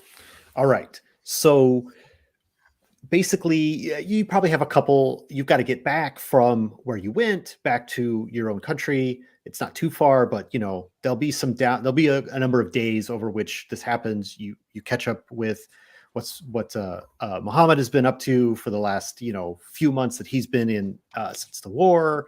You kind of catch him up on like what the new kind of focus of the Chetnik operations are. We're going to make some inroads into the Austro-Hungarian Empire over there. We're going to try and get Bosnia back. We've got some, you're all on the same page. You've got big plans about like the things that are going to happen soon. And you definitely report back to, Voyaslav at the end. Your sort of contact, your commanding officer, to the extent that your official contact, right? Tenkosic is there, and he's happy to see Muhammad, and it's a big reunion all around, all smiles, right? And then you did such a good job that it's like, okay, so we've got some weapons, and you're going to take Muhammad, basically escort him across the border into the Austro-Hungarian Empire. I'm sorry. Austro-Hungarian occupied Bosnia, because that's of course what you think of it as. And you would like to take some weapons over there to start planning some operations over there on that side of things. And so you're going to have to escort Muhammad and a crate of weapons on a little bit of an adventure. So let's see. Basically you're headed towards Sarajevo with a crate of weapons and Muhammad. You were looking up something, Brandon. Are you ready to go? Or are you? I think Brandon's just showing No, off. I'm ready to go. He has a hardback. I was good. Oh, And yeah. I do. Hey, by the way, if you want a hardback, you can get it from us at conventions, or you can reach out to us directly, and we'll get that to you. But Sorry, That's really the only way to I have get a hardback Never too. Going Home. Here I am with a See? lame It's PDF. showing off. Sorry. Guess we'll leave, guys. Come on. It's okay. I'll go see you at a convention I'm sometime. not too precious about it, but I am pretty proud. I started to collect the signatures from all the contributors too. So That's so Ah. cool. it's someday my I don't know, my grandnephew or something will inherit a book signed by a bunch of people that he doesn't know who they are. So Best kind of book. great. All right, so wonderful. So basically this journey that you're going to take is kind of like, I mean, if you just get on like a train and go across the border, you guys are going to get stopped and searched and stuff like that. So you've got to go a little bit of a circuitous route to kind of get. Where did all these weapons come from? Yeah, like Oh, man. it was Rex. Rex was supposed to be in this crate. Where's my dog? Jeez. They switched him out again. They switched him out again. That like, dang What a dog. bad dog. Bad dog, Rex. That's prankster. Jeez. putting all these rifles in your crate. How did he do that with no hands? That's a different game. We also published that game. We did. Someday we will play a mashup of the two games. All right, so you're trying to get there. Let me read this. Yeah. Okay. I'm sorry, I have to remember all the complexities of this cloak and dagger mission. So we're trying to sneak this with Muhammad and this crate of weapons. That's going. Yeah, it's like a double escort mission. Right. And you're going to take some unusual routes to get there. Of course. Right. Different modes of travel are going to be taken. Okay, so this, as you are, let's see, you've arrived on the island of Lupud. It's midnight. You're going to take a boat on the first part of the journey, I believe. Because you're going to go up the Adriatic Sea to kind of bypass some of the border security that might be from the overland places. So you've met him at this town. It's midnight. There's a waxing crescent moon in the sky. You've all had time to think about the, what this operation is, the effort that you're making to basically provoke a conflict with Austria-Hungary to get the Serbian part of Austria-Hungary back into Serbia. And what your role in that is. You've got enough time to contemplate that the dangers are not unto yourself, but you're getting involved in stuff that could hurt other people. So this is the journey, and so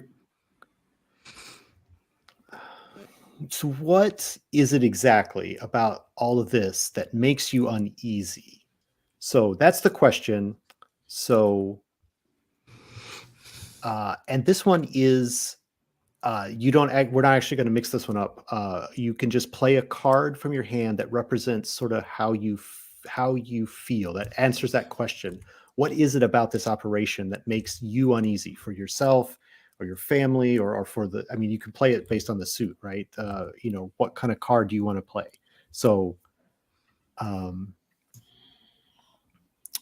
we won't mix these cards up this time. So yeah, just play your card and kind of talk about what it, what it means to you to what is it that makes it uneasy about your place in this operation that you've got going on. Where is it that we're going again? So you're headed ultimately to Sarajevo, the capital of the province of Bosnia. Okay. Because that's where you're ultimately going. But you've kind of gone south to the coast. You're going to get on a ship.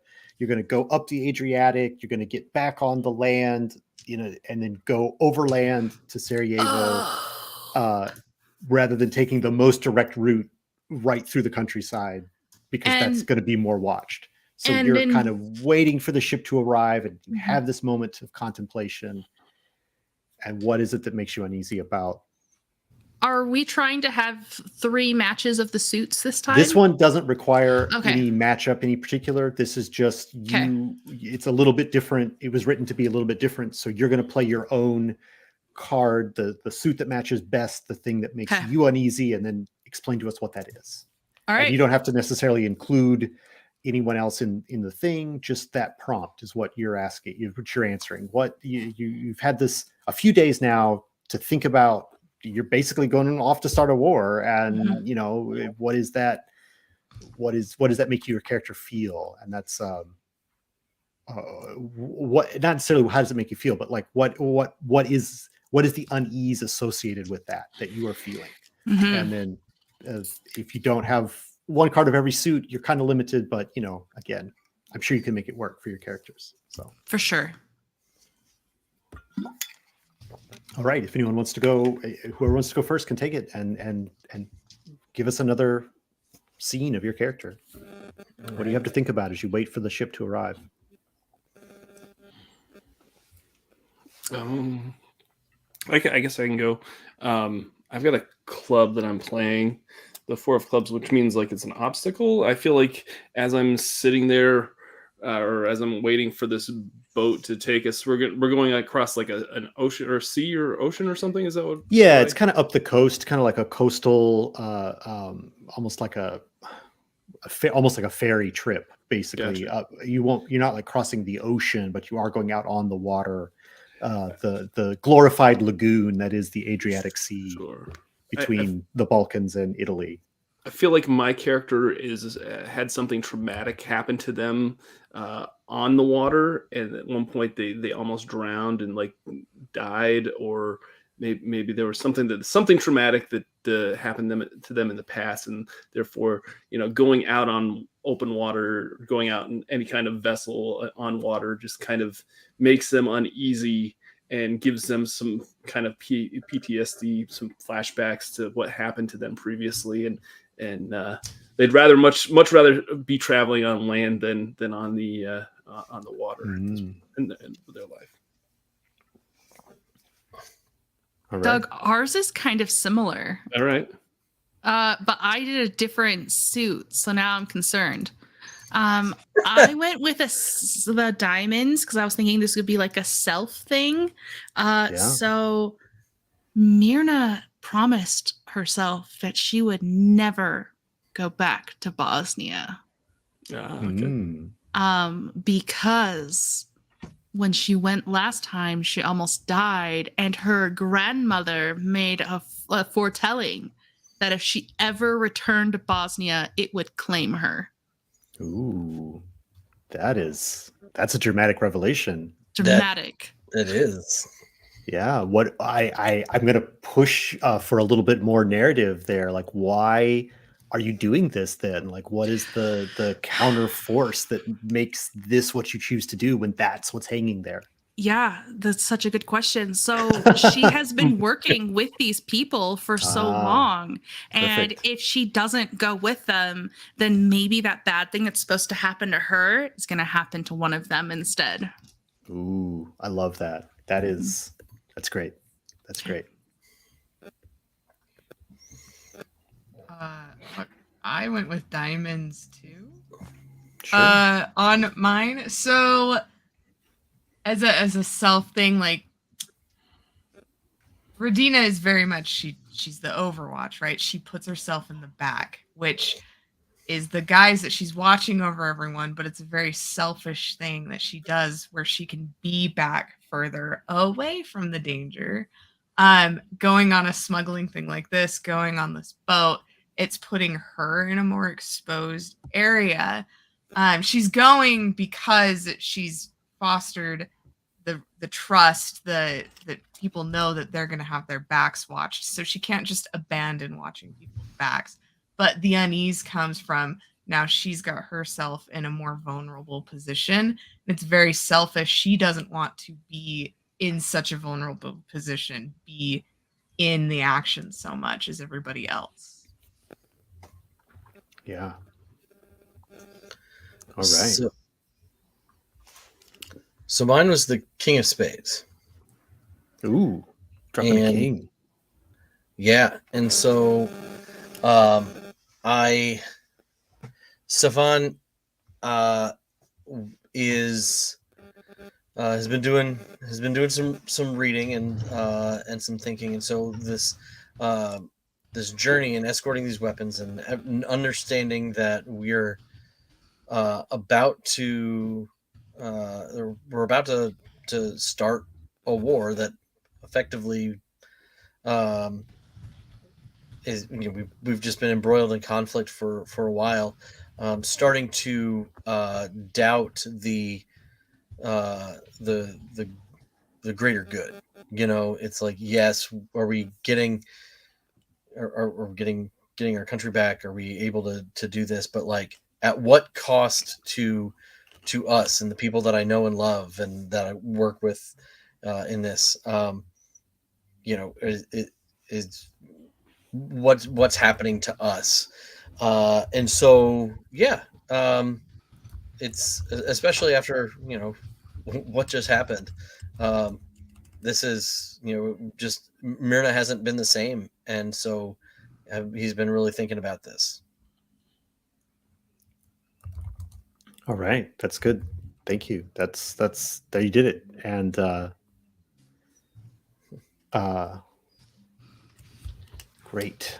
So let's see. So you've got, eventually the boat arrives. You've got you're loading it up with the weapons. You've got kind of a duffel bag type situation. Heavy canvas, like a sailor kind of bag that's got rifles, and mostly rifles, a few probably melee weapons in there as well, but mostly the guns and the ammunition. And probably there's maybe a second pouch of like maybe just ammunition clips and the sort of loose ammunition. I have to reveal to everyone, I know almost nothing about actual firearms, so I don't know how it was stored at the time. But you've got like a smaller bag of ammunition and a bigger bag of rifles, and probably a few swords in there too. But mostly it's the rifles. The rifles and the ammunition are the most important pieces. So you bring that onto this ferry, and Muhammad is there. He's like, these look. I mean, everything's supposed to be taken care of. Thanks. I knew I could. Thanks for being here.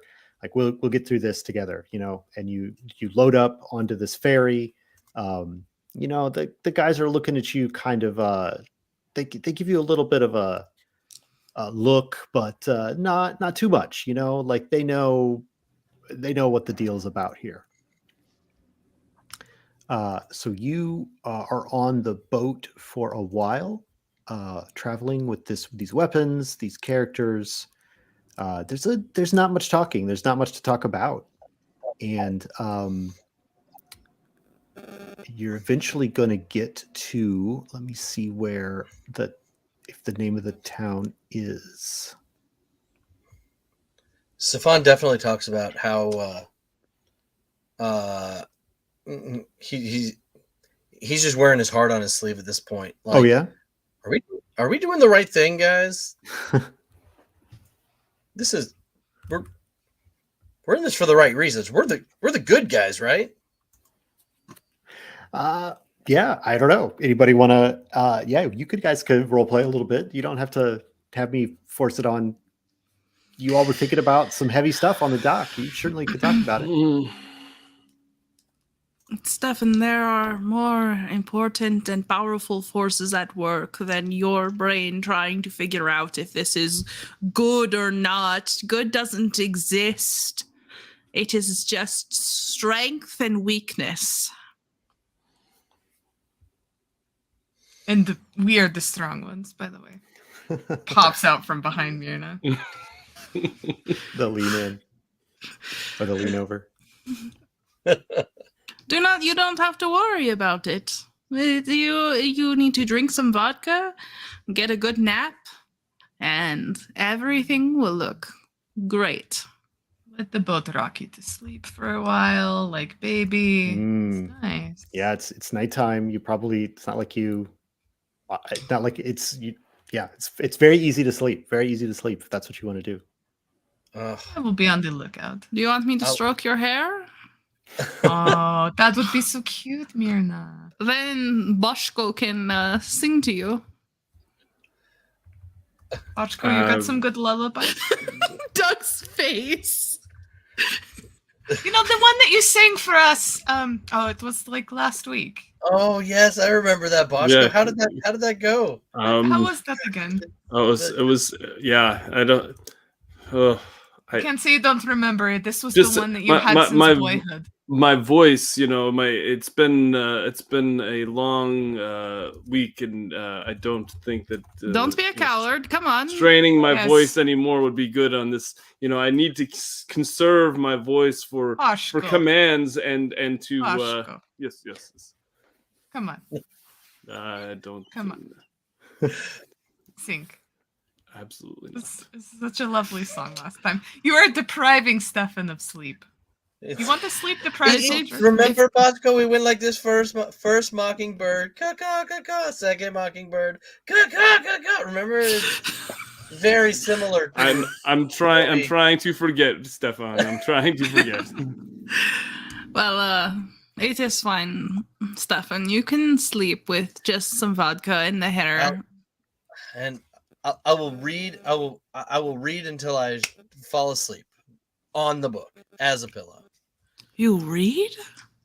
You can read? I dabble. Amazing. I am constantly surprised. You are the smart one, aren't you? Why aren't you the one who is leading us? We have this idiot over here.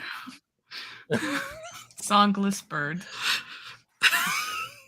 Songless bird is so good. This songless bird. It makes up for it. It's like, you got songbirds that like tweet in the tree, and then you got like the big honking like emu cassowary birds that are like, don't mess with me. They don't. Right, They're not songbirds. Boshko, you're pretty much a cassowary. Like it's the same thing. That's what I'm saying. Strong. All right. So I think you guys have had this little these moments, this banter. You get to the dock, basically, and you're Dorigo is great.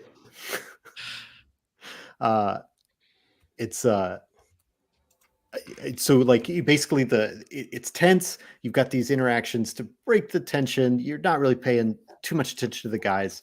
You get off at the ferry boat. You've sort of like, this is again, you're now in the Empire, basically, is where you're leaving. You're you're not necessarily in the area that you need to be yet, because you got to get all the way up now north to Sarajevo, but you've crossed into a country that is now not yours, right? So you're kind of like, you're doing the cursory checks of like, I mean, you're here for late night of, yes, one more, pallet of fish brought aboard. Who cares? Dried fish for the markets. Like, whatever. It's what the paperwork says, and you bring it up and you go off. So basically, you guys have to spend the night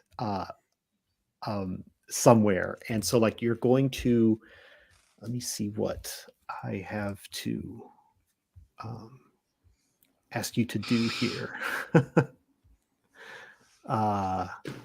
You get to ask us. Yes, I get to ask you what you're going to do.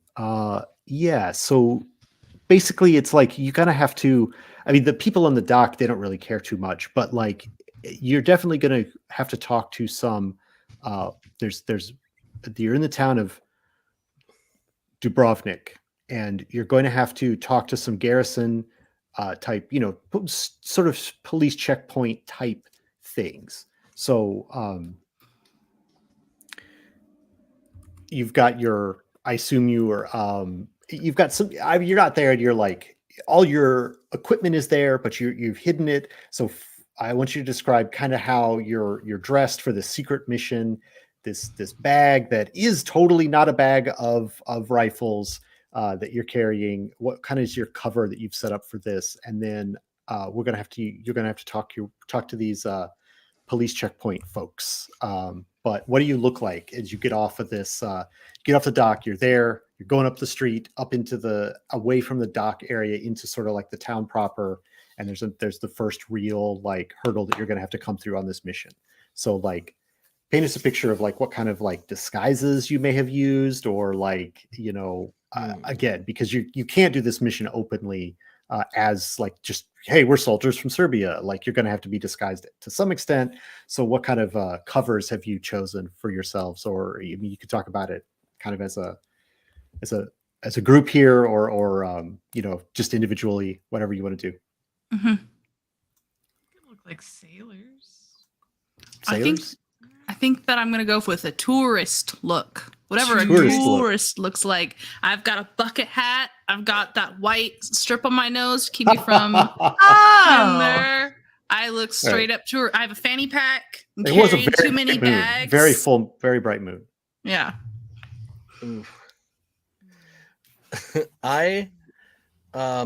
And actually, Matt, I'm dropping 2 cards here, by the way. I meant to. Oh, wow. No. I meant to do that earlier for my. Oh, I forgot. I didn't collect them when I looked up my character stuff. You did do it. It was for a pip. Okay. So you can excellent. put those in the Discord. You can surprise us with what you picked up. No, it's fine.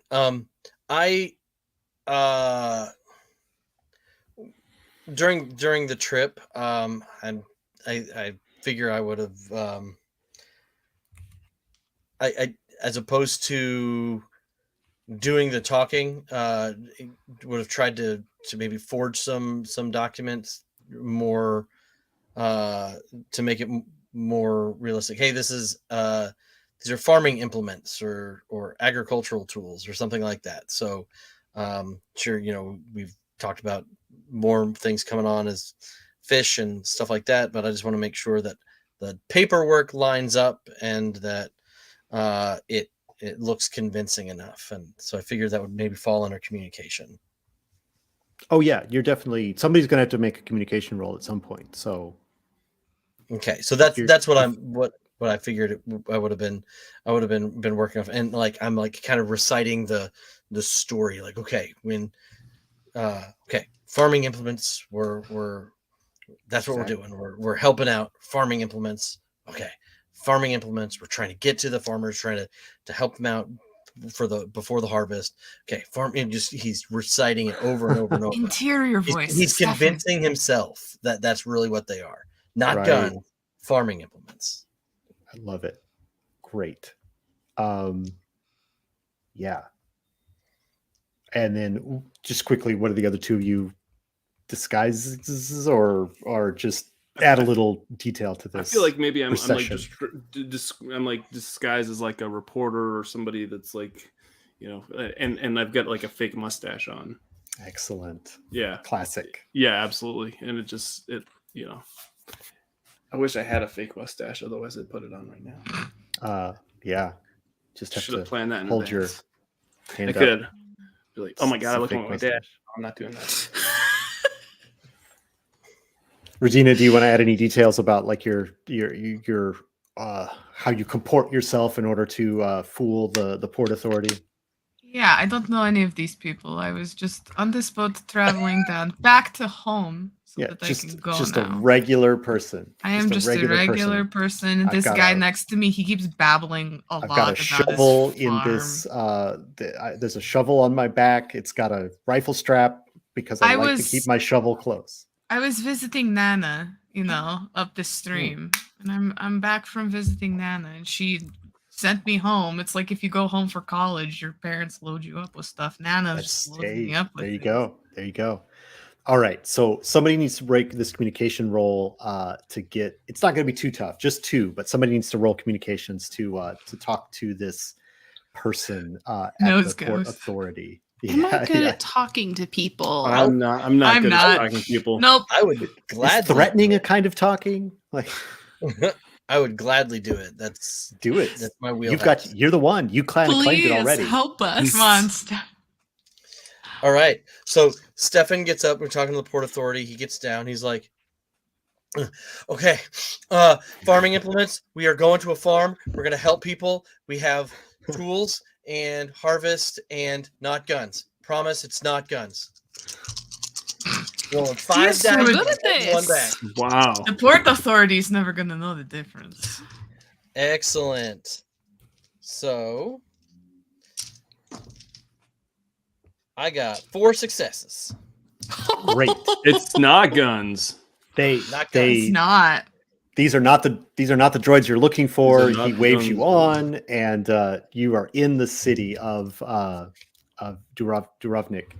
And well done. And As so we're you guys leaving, can go. Stefan's like, all right, bye. They're not guns. Yeah, you guys can go to a hotel rather than like if you'd failed the roll, you would have to run and hide in a like hidey hole for the night. But like you guys can go to an actual hotel.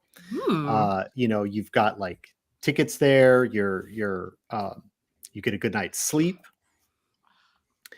and you know, you leave your supplies, you know, in the room there, your farming implements. You've got the 5 beds for the 5 of you. You probably have a couple rooms, probably. And yeah, you can go to sleep. It's late, but you know, you don't have to get up that early. So let's see. I'm going to make a roll here for who gets the thing. Yeah. I don't trust you, Matt. Okay. I don't know why you're doing that. You're a lot of dice over there. You Well, know I how have to to- roll? It's a lot of decisions you have to make. Well, it's only one, but I rolled 1 die for each of you to see who gets to find out what happens next first.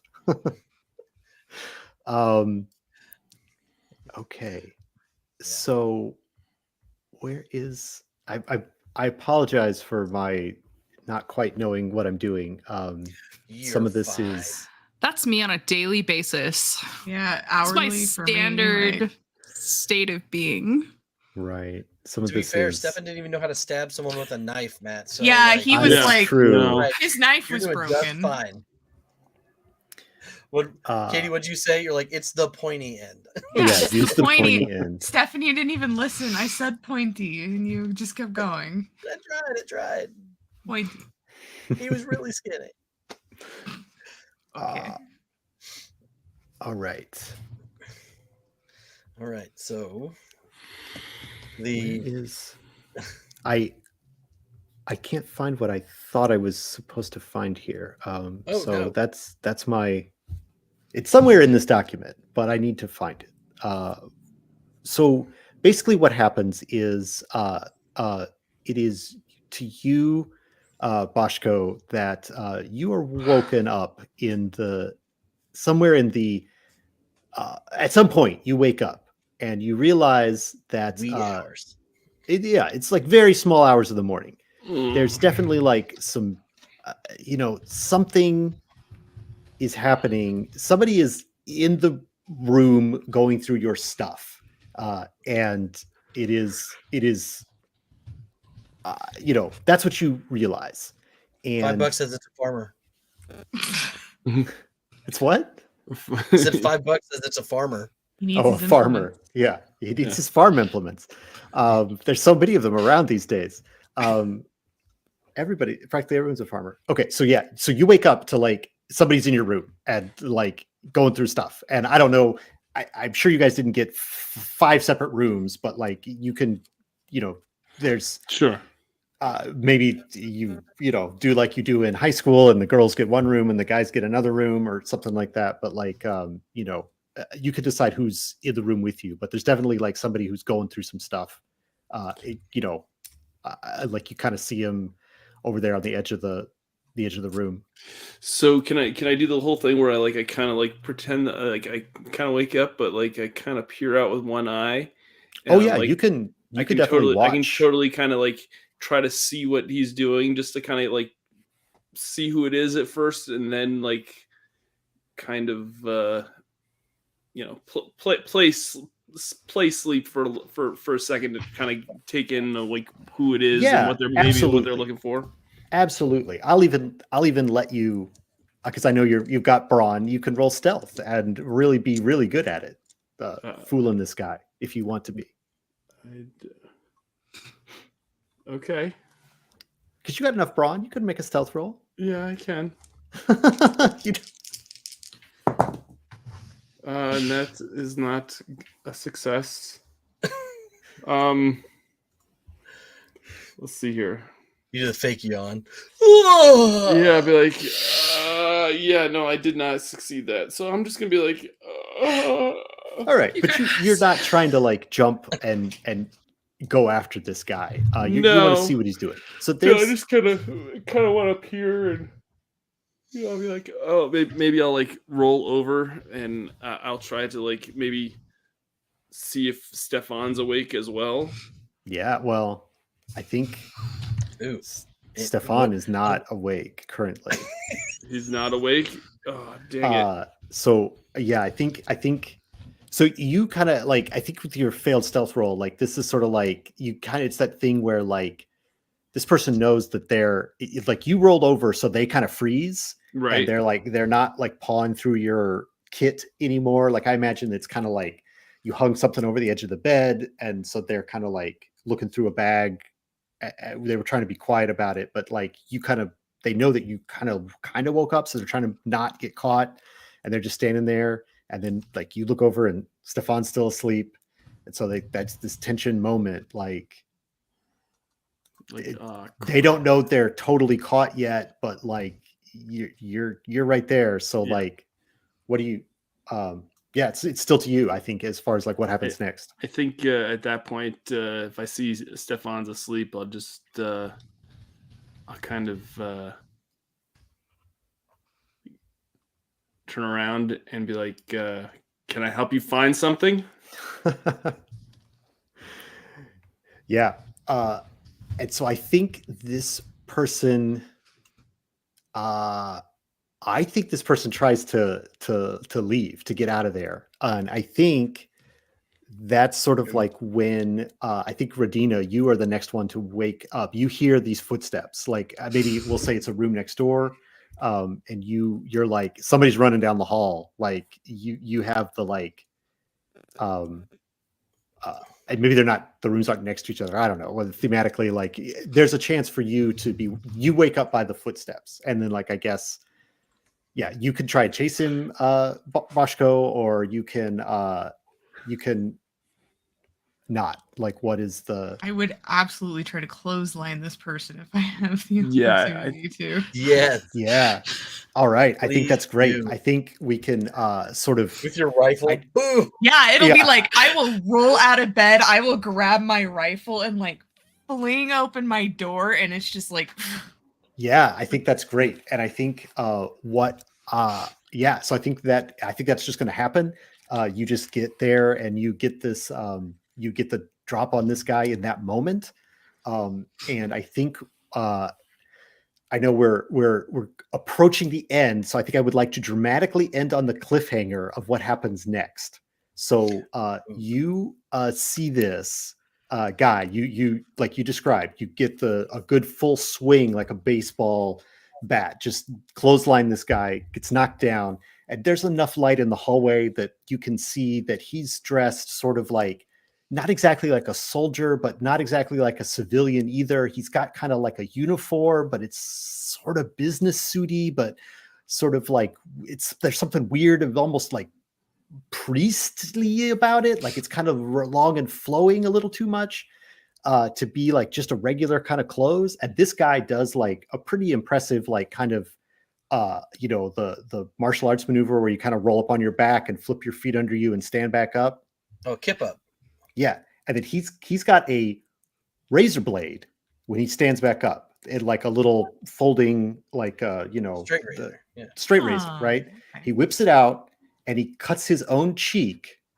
Yes. And then the blood like starts to flow, but then it stops flowing, and like he just gets real buff. And like there's almost like a red light going in the hallway for just a moment. And he's like, all right. And I think that's a dramatic revelation of something that you have never seen before, and you do not understand what it is. And I think that's about at the time that we wanted to run, right, Doug? So I think that is a dramatic conclusion. And if you want to find out more about the weird guy in the hotel, you have to get the book, back the 1914 dossier, and find out all about it. Very cool. That's awesome. So thank you so much for playing tonight, these adventures. It's been a lot of fun. Yeah, I think that's, I mean, we could go a little bit longer. I can answer what other questions. We can do a little debrief, but I think that's a nice taste of the game for all of you that played tonight and for everyone who watched. Absolutely. Yeah, if there's any questions in the chat, let us know. We'll stay on for another 10 and maybe another 5-10 minutes if there's any questions. So how many books are this Kickstarter? Are you trying to kickstart with this campaign? It'll be 3 books that we're kickstarting. We plan to do the 1914 dossier and the 1918 dossier, which will complete the 5 years that the war progressed from. It started in 14, ended in 18. We've already done the middle 3 years. So that's why we're calling this one the beginning and the end, because it's the 2 campaign dossiers which bracket the war. So the stuff we've been playing tonight is all set in the Balkans. It's got that cloak and dagger kind of feel. It's before the war really gets going. The magic is much reduced. The 1918 book is basically completely the opposite. It's like the Americans show up in force. They're making a mess. There's a lot of magic going on. Because they're coming in at the very end of the war, matching when America really entered the in the real history, when America actually, by the time America finally got involved, it was March of 1918, and the war ended in November 1918. So like their presence really pushed things to conclude quickly. And so those are the 2 books that are the dossiers.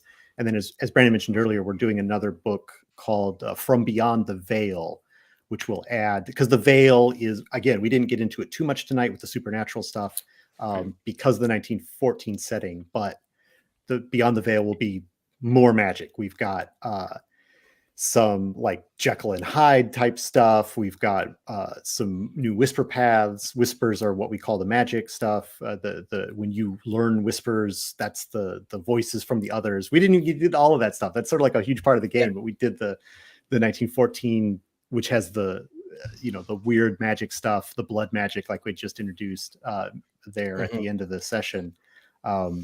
Those are called whispers. So like there's a whole new whisper path in the From Beyond the Veil. So 3 total books, completely different content. Yeah. And I think that was too long of an answer. I'm sorry. No, it's good. I think all of that kind of comes from, like, as Matt said, like the elevator pitch is, something happened during the early part of the war. The veil between our world, the world of the others, was thinned. And so now people are hearing whispers and promising power in exchange to do certain tasks. And so that's where like the whispers concept kind of comes from. When I discarded a card in the gameplay, I received some kind of benefit, some kind of power in exchange for part of my humanity. And that's how we go through the game. Generally, we're giving up someone or bits of ourselves in order to get power or magic or to heal from grievous wounds and stuff like that. And sometimes the further you go down that path, the worse it gets. Closer to corruption you get. Right. There's all kinds of little elements like that throughout all of those books. That check that we did at the beginning, where like you had the potential to be corrupted. If a character reaches 5 corruption, they stop being a playable character. They become corrupted by the experience of being in the war.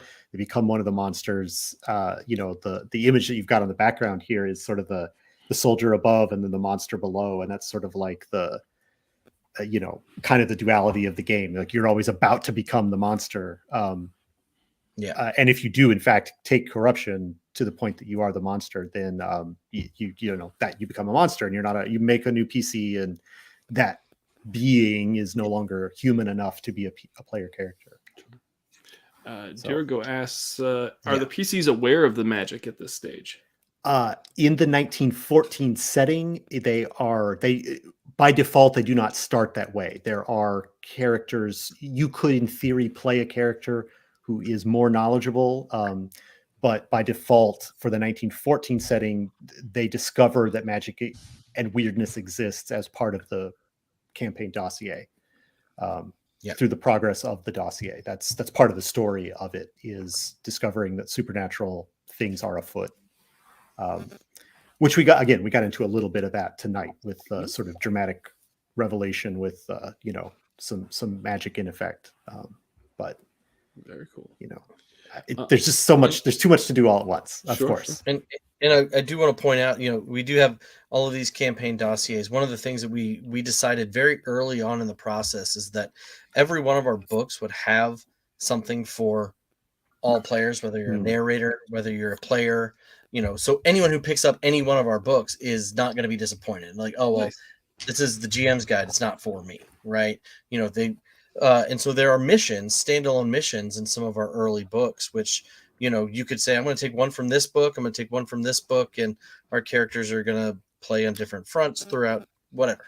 They don't have to be connected like the campaign dossiers.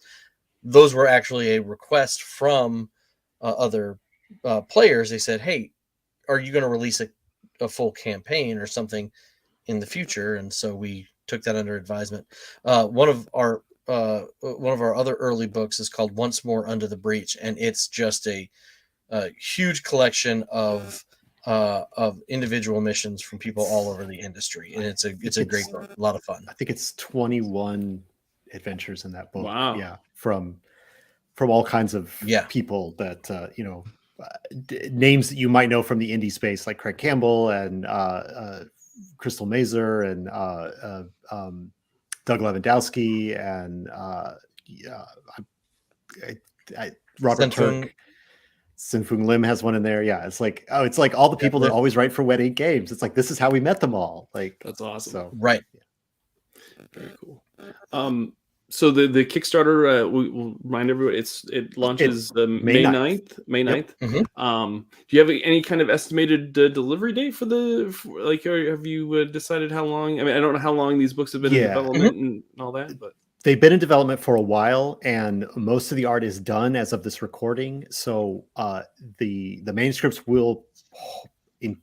our goal is to finish the manuscripts this month during the process of the Kickstarter and send them on to layout during the progress of the Kickstarter. Nice. And for layout to be complete by the end of June.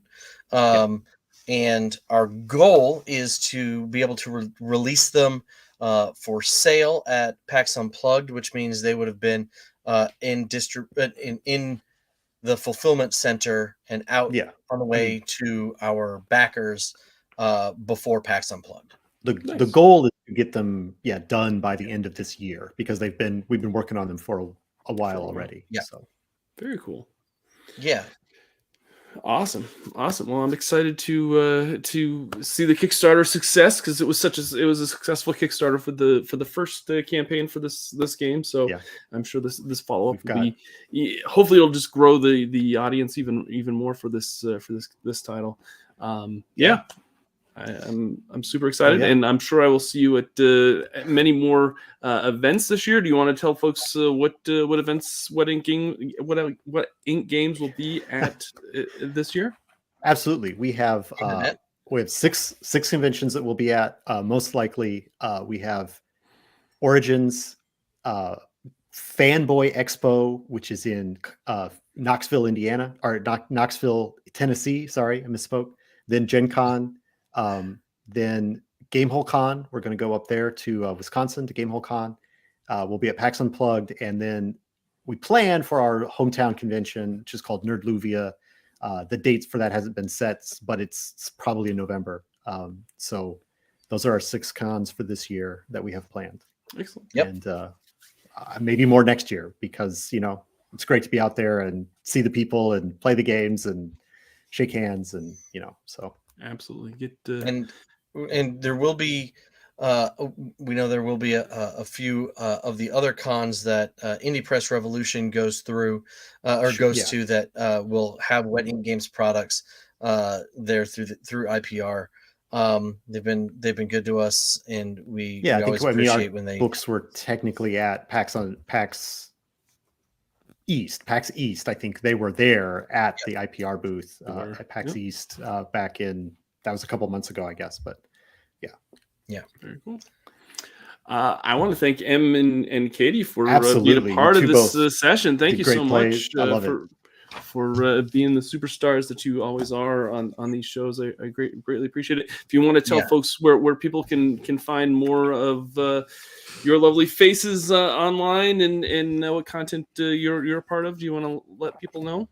Yeah, you can really find all of our links to stuff on our website, level1geek.com, where we blog about people getting into this wonderful hobby of TTRPGs. We believe that everyone should be able to come to the table and learn, start at level 1 like we all did. You don't have to have a nerd degree to play these types of games. You're welcome to start with us. It's good times. We also stream actual plays. Yeah. Level number 1, is that right? The number level 1, yeah. Excellent. Perfect. And then if folks, go ahead. Go I was just gonna say we stream a bunch of indie games for we'll do short campaigns of them, and we are gonna be starting Part-Time Gods this month. Ooh, and we've got a really Gods. cool cast for it. Oh, so yeah, cool. Both Brandon and I made early contributions to Part-Time Gods. I don't know if any of that survived into the current editions, but back in the day, we made some contributions to it. That's so fun. Lloyd's a good buddy of ours, helped us get from early wet ink to middling wet ink. He was we were like, how do we get to this next step? And he's like, you need to do these things. We said, okay. That's so cool. He's a good guy. So yeah, very happy. I know that it's there's so much content for that game, so that's great. Excellent. And if folks want to know more about Wedding Games or follow you on social media or all that, where should they go? Go ahead, Brandon. Yeah, weddinggames.com is will point directly to us, but you can also find us on all the socials. Matt does an excellent job managing our Instagram and our Discord, which are two things which my brain does not handle. and Brandon does Facebook and Twitter, which I don't like. And I do Facebook and Twitter because I'm like, I can handle that. Perfect. We've also been putting out a ton of content on our YouTube channel. Interviewing with creators from the Never Going Home project, all the different writers. I talked to Charlie Ferguson Avery, the artist. Talked to him today, so that will go up before the end of the campaign. My interview with him. So yeah, our YouTube has a whole bunch of content as well. Excellent. So go check it out. Check out Level 1 Geek. Go check out Wedding Games. If you're watching this, you're probably already subscribed, but Victory Condition Games Gaming is a great website as well. Appreciate that. Lots of content on. You're on all the different things. This is YouTube, but you sometimes are on Twitch.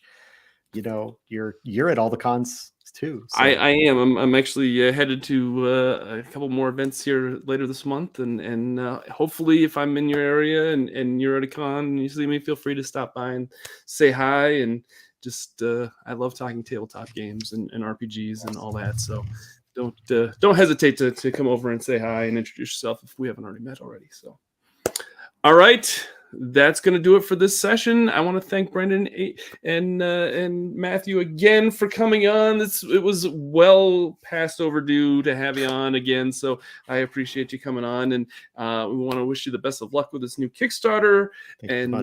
If you're interested in anything that you saw tonight, check out the Kickstarter in the link below. And if you can afford it, support these guys because they're making some cool stuff. So we love it. We love the support. Absolutely. So, Katie, M, so nice to meet both of you, and thanks for playing our game. Yeah, my pleasure. All right, that's going to do it for this section. Remember, winning shouldn't be the only victory condition when you get to the table. We will see you next time. Bye now. Thanks so much for watching this video. This video would not be possible without these people right here, the names that are on the screen that you're seeing scroll by. Those are all our generous patrons on Patreon. They help keep this content flowing. And if you'd like to have your name added to that list, check out our Patreon. Just go to patreon.com/Victory Condition Gaming. We have a few different levels. We've got some that you just give us a tip every month and you have access to our Discord, a special role there, or there's even a $10 a month level where I send you 2 signed limited RPG books a year in June and December. Check it out. I appreciate it. If you've gone all this way and you haven't already, I'd really greatly appreciate it if you hit that subscribe button and that like button down below. That helps grow our show even more. And I appreciate that greatly. Thanks so much.